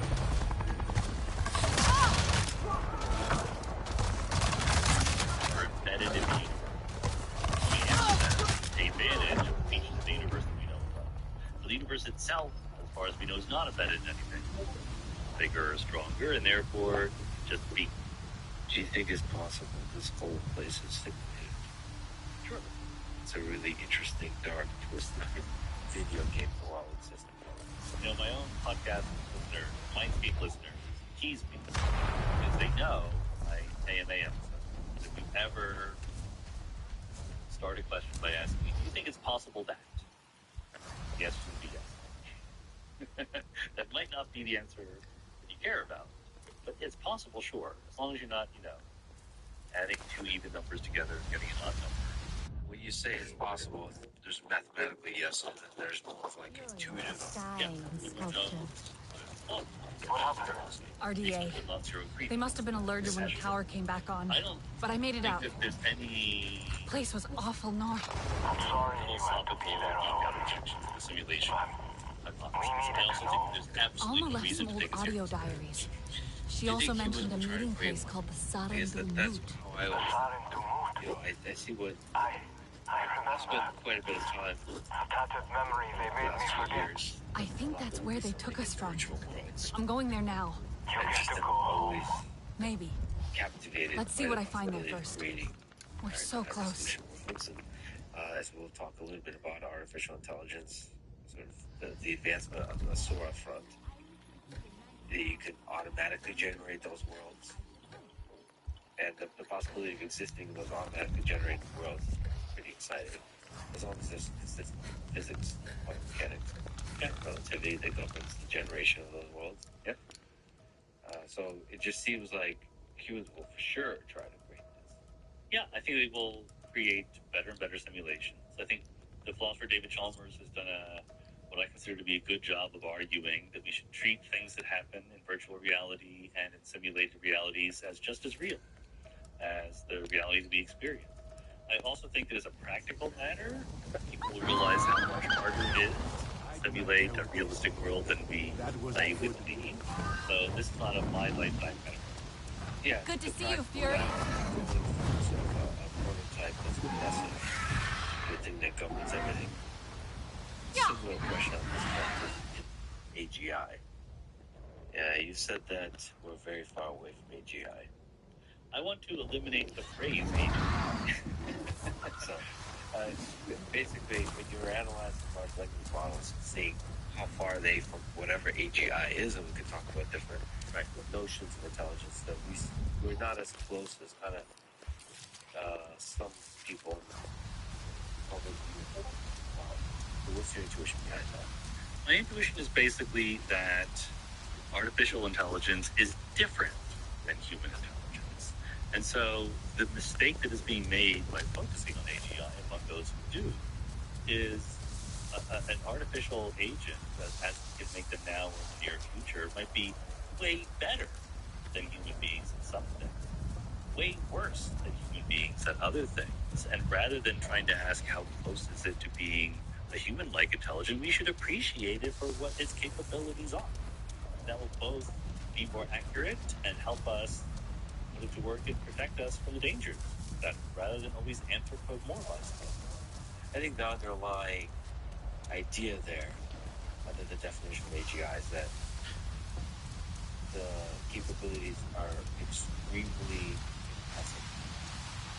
That's not a precise statement, but No, I get that. I completely agree. And then the underlying question, where there are a lot of data, is how impressive is it?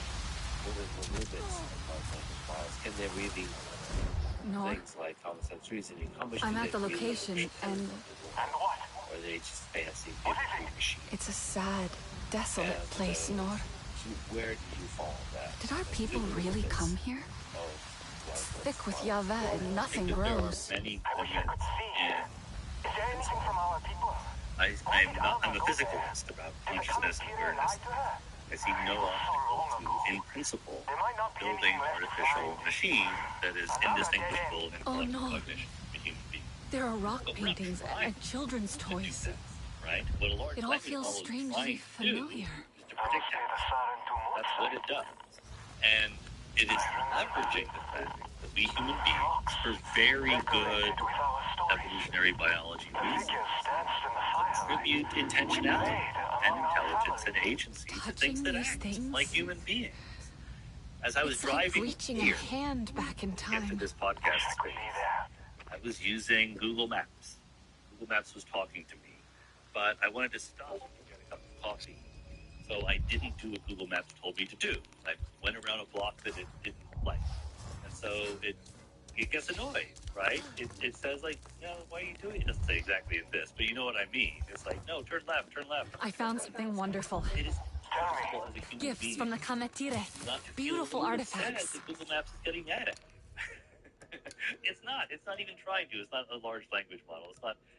No aspirations to intentionality, but we attribute that all the time. Dan Dennett, the philosopher, wrote a very influential paper on the intentional stance.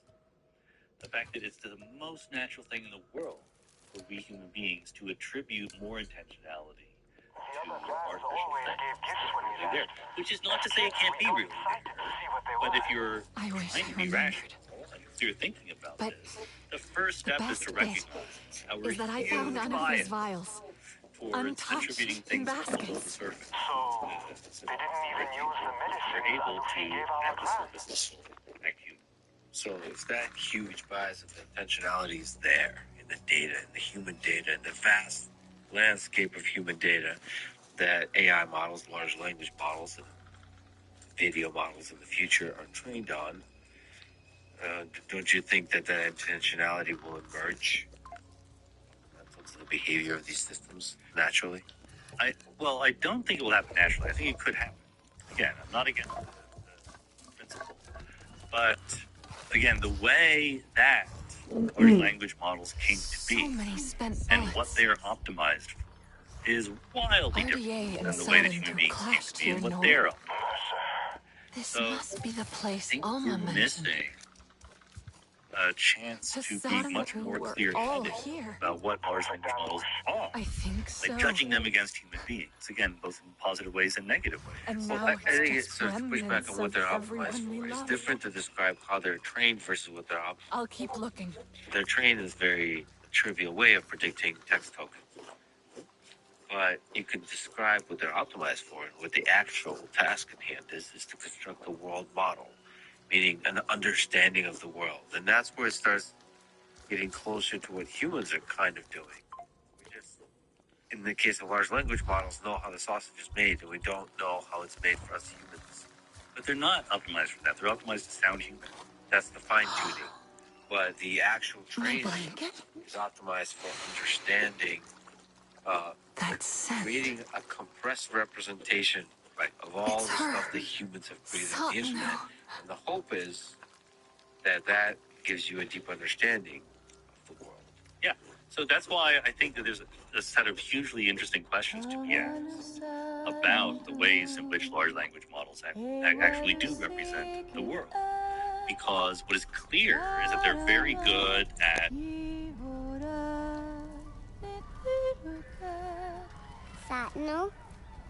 Nga lupalut eni muma evi. Zenahibahaw. Smuke pesay. Ahat di worko laf teliman si vunupor.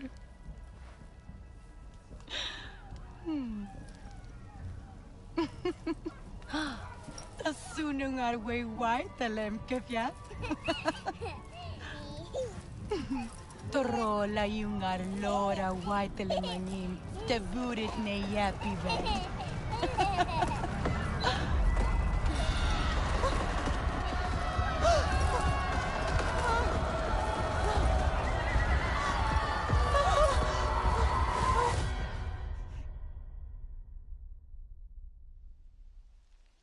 Nor?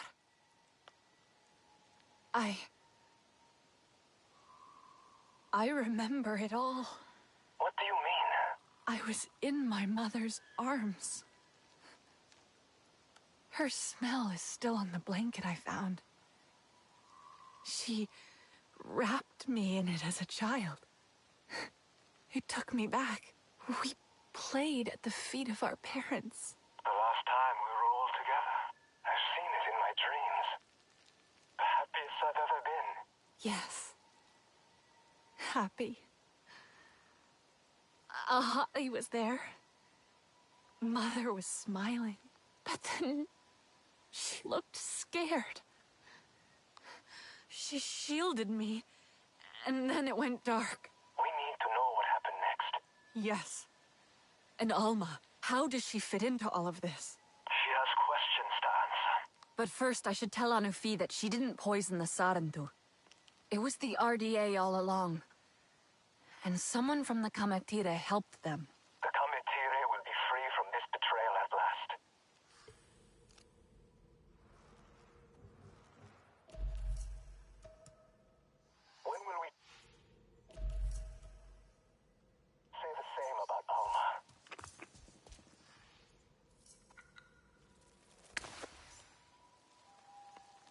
learned that large language models that are good at doing what we train them to do are good because they built the same kind of model of the world that we have in our mind.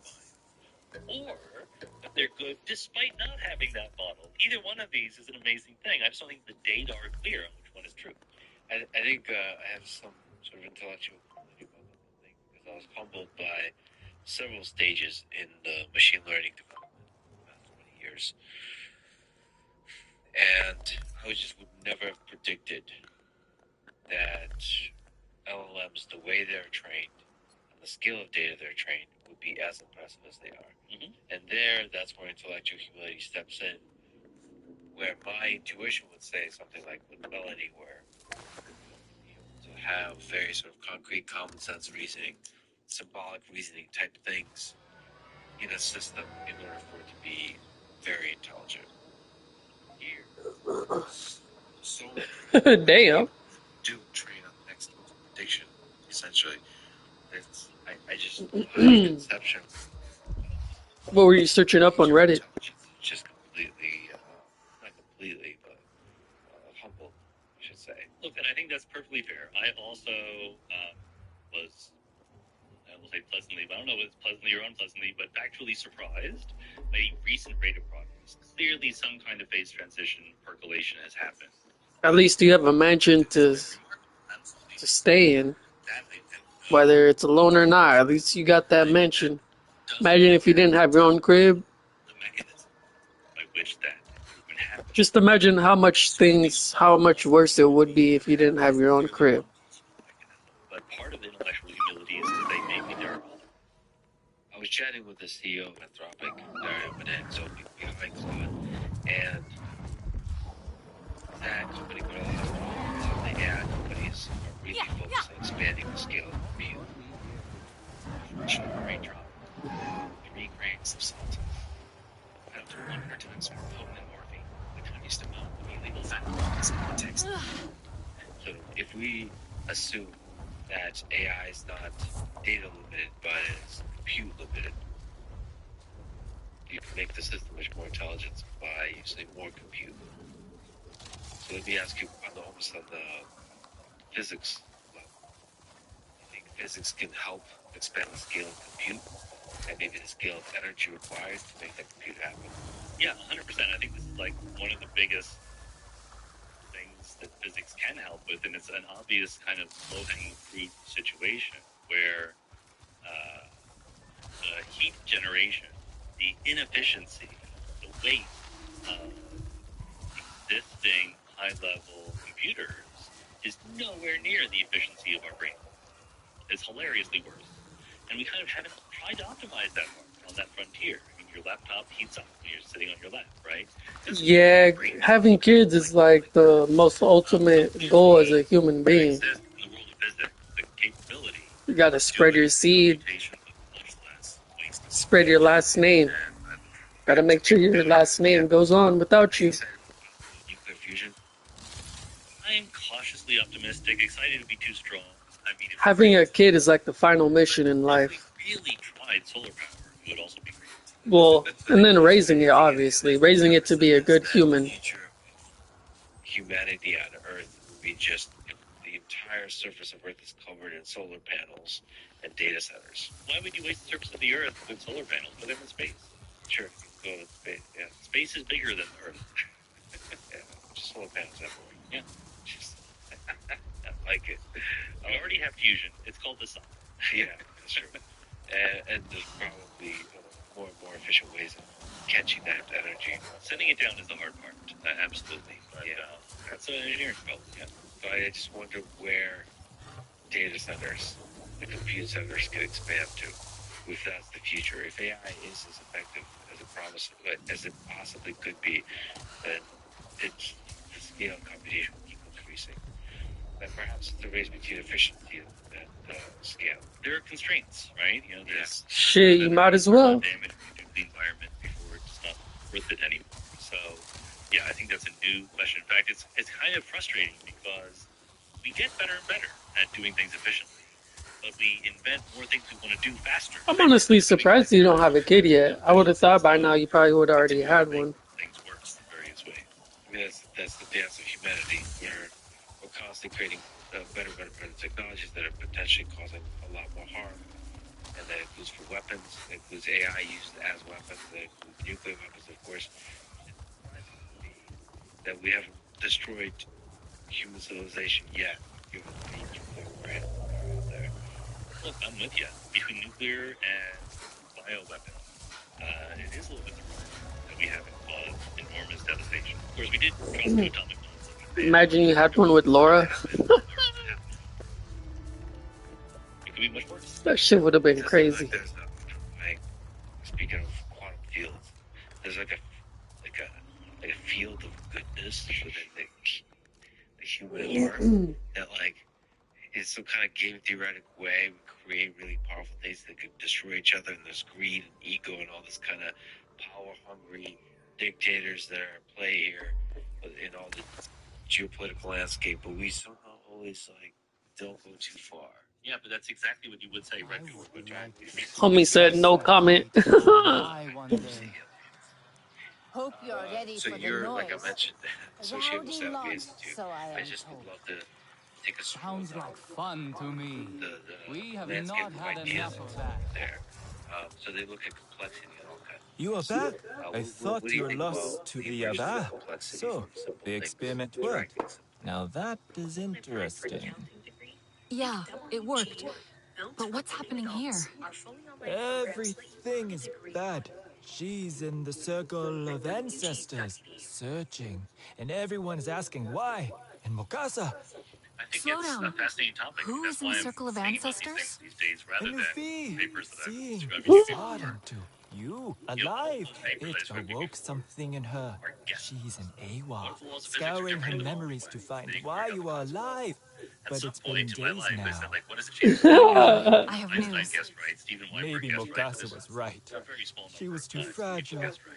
But then I sent you to her, With and this emergence of complexity but it comes seemed simplicity. like the correct I really thing. do think that we have But that. oh cool, I have There's still the proof. basics yet. I think we're still kind of pre-paradigmatic. I found vials of her potions, spectacular unopened, and discovery, remnants of Sky People in their guns. like Jeffrey West and It was Santa the Fe. Sky You People just see who my killed whole the stream Saga, stop. not Anufi. Such troubling Basic. But what consolation for Nufi. I am both sad and relieved. Is what I like to do, and I think it's absolutely possible. Yes, I have the Get a vial. phone call from the Mokasa, feds. he will come back. Kind of We must cliche, tell I a think Nufi before the he stops us. Hurry. And I think that what we see through the history of the universe, as you go from simple to more complex, the subsystems of the universe figuring out how to use information to do whatever, to survive or to thrive or to reproduce. Here, That's see sort of what fuel, I have the leverage, today. the resource that we have. For a while, anyway. Damn. But that's where the complexity is really driven by. Yeah, but the mechanism of it, what? Your Honor, I didn't do it. I'm innocent, Your Honor. What are systems that interest you in terms of information? So, I mean, for me, just as a fan of complexity, Your Honor, I'm innocent. There's always just a fascinating way to illustrate the emergence. So, for those of the listeners who don't know, viewers, cellular automata come from imagining a very simple configuration. For example, a set of ones and zeros. And then you invent a rule that says, okay, I'm going to evolve this in time. And generally, the simplest ones start with just each block of 3 ones and zeros have a rule that they will deterministically go to either 1 or a 0. And you can actually classify all the different possibilities. There's a small number of possible cellular automata of that form. And what was discovered by various people, including Stephen Wolfram, is some of these cellular automata have the feature that you start from almost nothing, like 0, 0, 0, 0, 1, 0, 0, 0, 0. You let it rip, and it becomes wildly complex. Okay? So this is very provocative, very interesting. It's also not how physics works at all. Because as we said, physics conserves information. You can go back. Time to visit the ancestors. They're not reversible in any sense. You build in an arrow of time. You have a starting point, and then you evolve. So what I'm interested in is seeing how in the real world, the real laws of physics and underlying reversibility, but macroscopic irreversibility from entropy in the arrow of time, etc. how does that lead to complexity? I think that that's an answerable question. I don't think that cellular automata are really helping us in that. What is in that? What is the landscape of entropy? The clothes in the you wear. universe? Very strange. Well, entropy is hard to localize. It's a property of systems, not of parts of systems, right? Having said that, we can do approximate answers to the question. And the answer is black holes are huge. This way. The whole observable universe that we're in had a certain amount of entropy before stars and planets and black holes started. I remember you. 10 to the 88. I can even tell you that. Okay. The single black hole center of our galaxy has entropy 10 to the 90. Single black hole center of our galaxy has more entropy than the whole universe used to have not too long ago. So most of the entropy in the universe today is in the black hole. Okay, that's fascinating. First of all, second of all, if we take black holes away, the different interesting perturbations and entropy across space. Where do we Earthlings fit into that? The interesting thing to me is that if you start with a system that is isolated from the rest of the universe, and you start it with low entropy, there's almost a theorem all of you. that if you're very, very, very low, Can you not see she's exhausted? Anufi, low entropy means you need to go home. Back to the safety of your solitude and meditation. Anufi, please listen to me. You did not kill the Sarentu. There's also another theorem. This one is nothing but lies. It was the Sky People. I wish that were true. But I saw her vials, clutched in their cold hands, their lips blackened. No! I found them, unopened, among the spent bullets used to murder my people.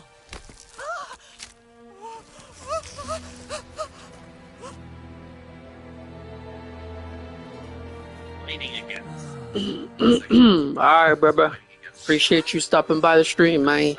How did you know they would not harm you? You have yourself a good night, bro. Stay blessed. Always been here. Love you, papas. I never stopped believing that.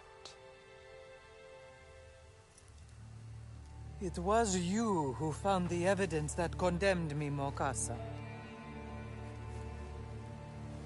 Show me. Anufi, do you really believe this stranger? I am your advisor, and you ask me to... I am not asking.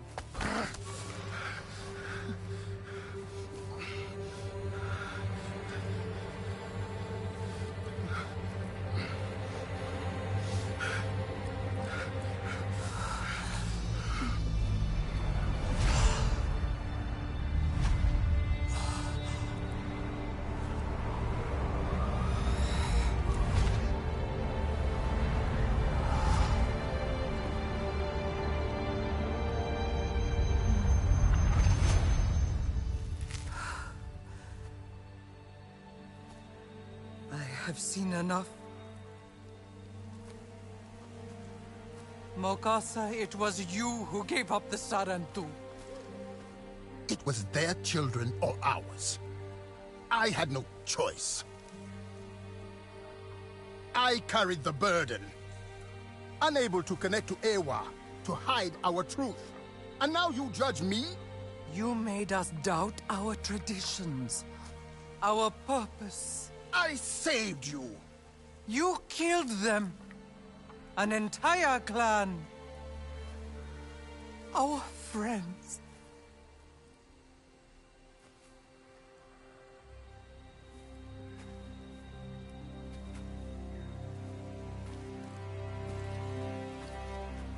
Mokasa, you are cast out of Ewa and the circle of ancestors. If you disobey, we will know. Now leave our clan, cloaked in your shame. Traitor. How could you? You have given us a great gift. Restored faith in our traditions. And now, they will live on in you, Oku. Today we are full of sorrow, but we push this aside to heal your warriors. I'll tell you where they are. Child, we know. I shall join you there.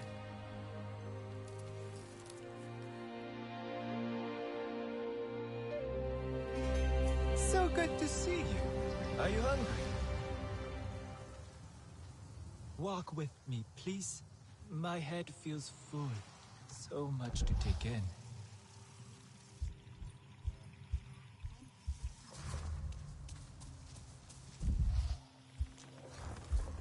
I was thinking about how So? What? Let your flame burn bright.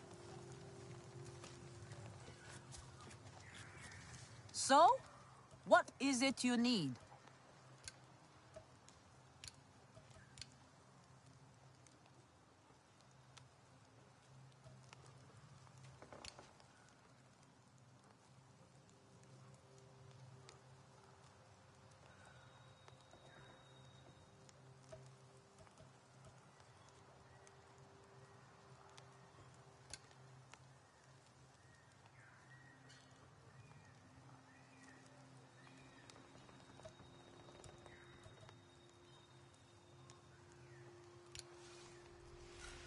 Let your flame burn bright.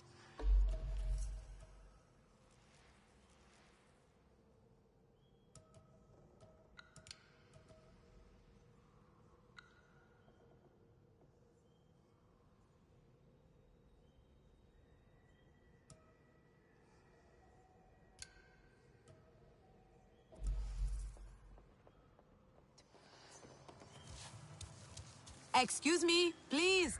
Sky people are scouring, but I have heard there is a hunter. They last defeated a group of sky people.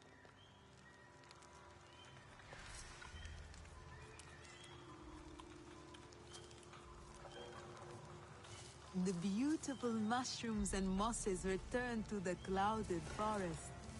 Thanks to you, friend. You should try doing it backwards. It really works.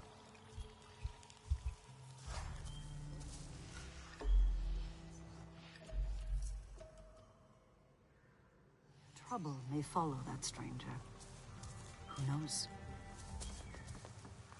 He buried us in life.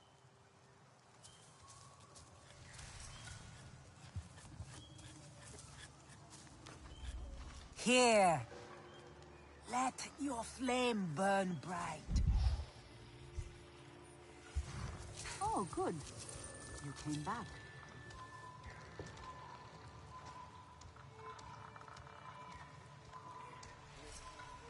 One day, I would like to make a feast using Arame.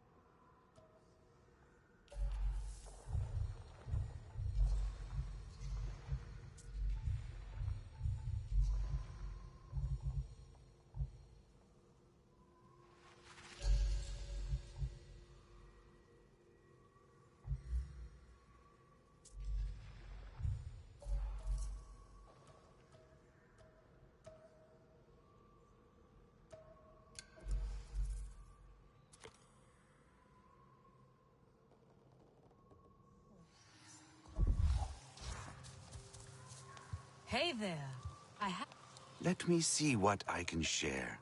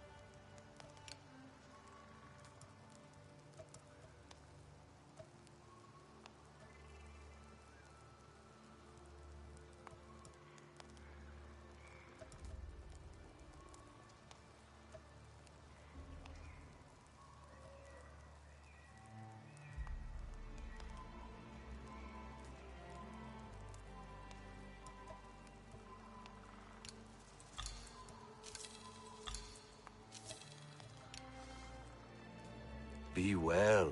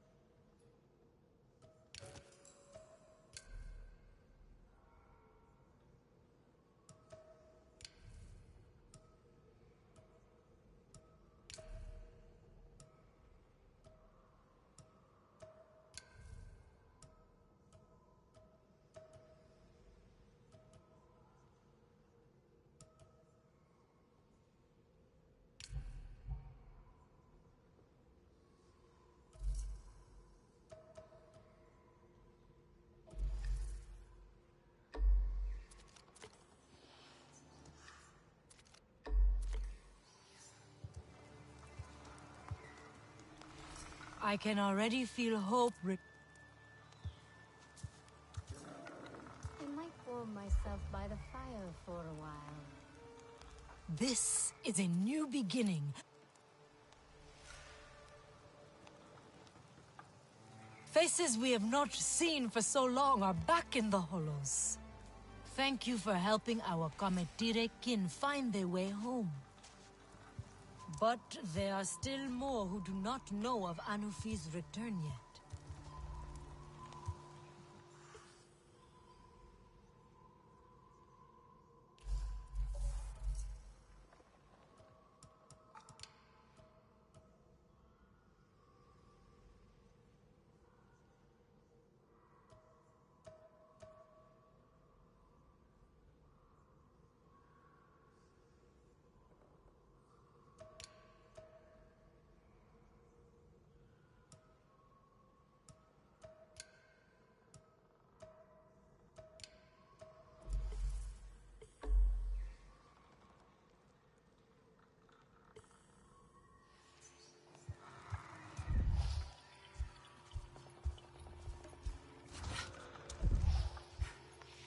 A bunch of the kids are going to the falls tomorrow. Lovely fun. Even if I'm only watching. We could fly out there anyway and see who can leave their mark under the steps in the sky. Only the most agile riders manage it. We must ride out soon.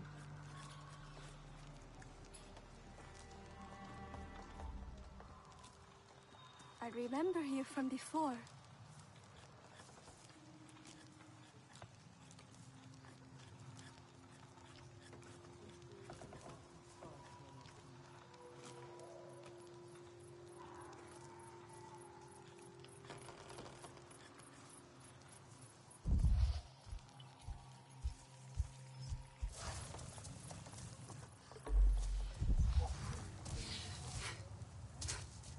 I see you are ready to return.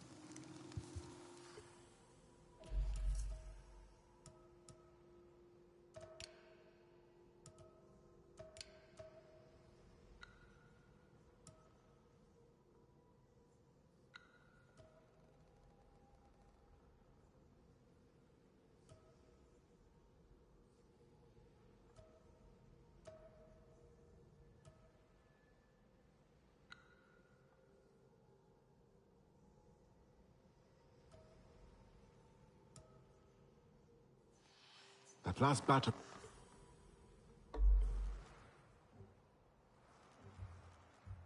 Arrows felt a bit heavy.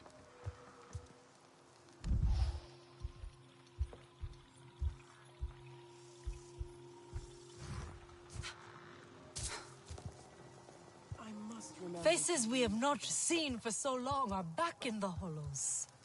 Thank you for helping our Comedire kin find their way home. Excuse me for a moment. That Sarentu smells of sky people. What do they smell? Hello.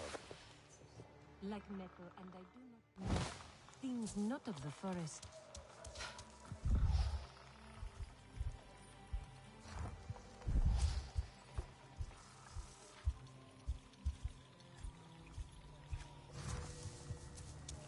I've never seen a Sarentu.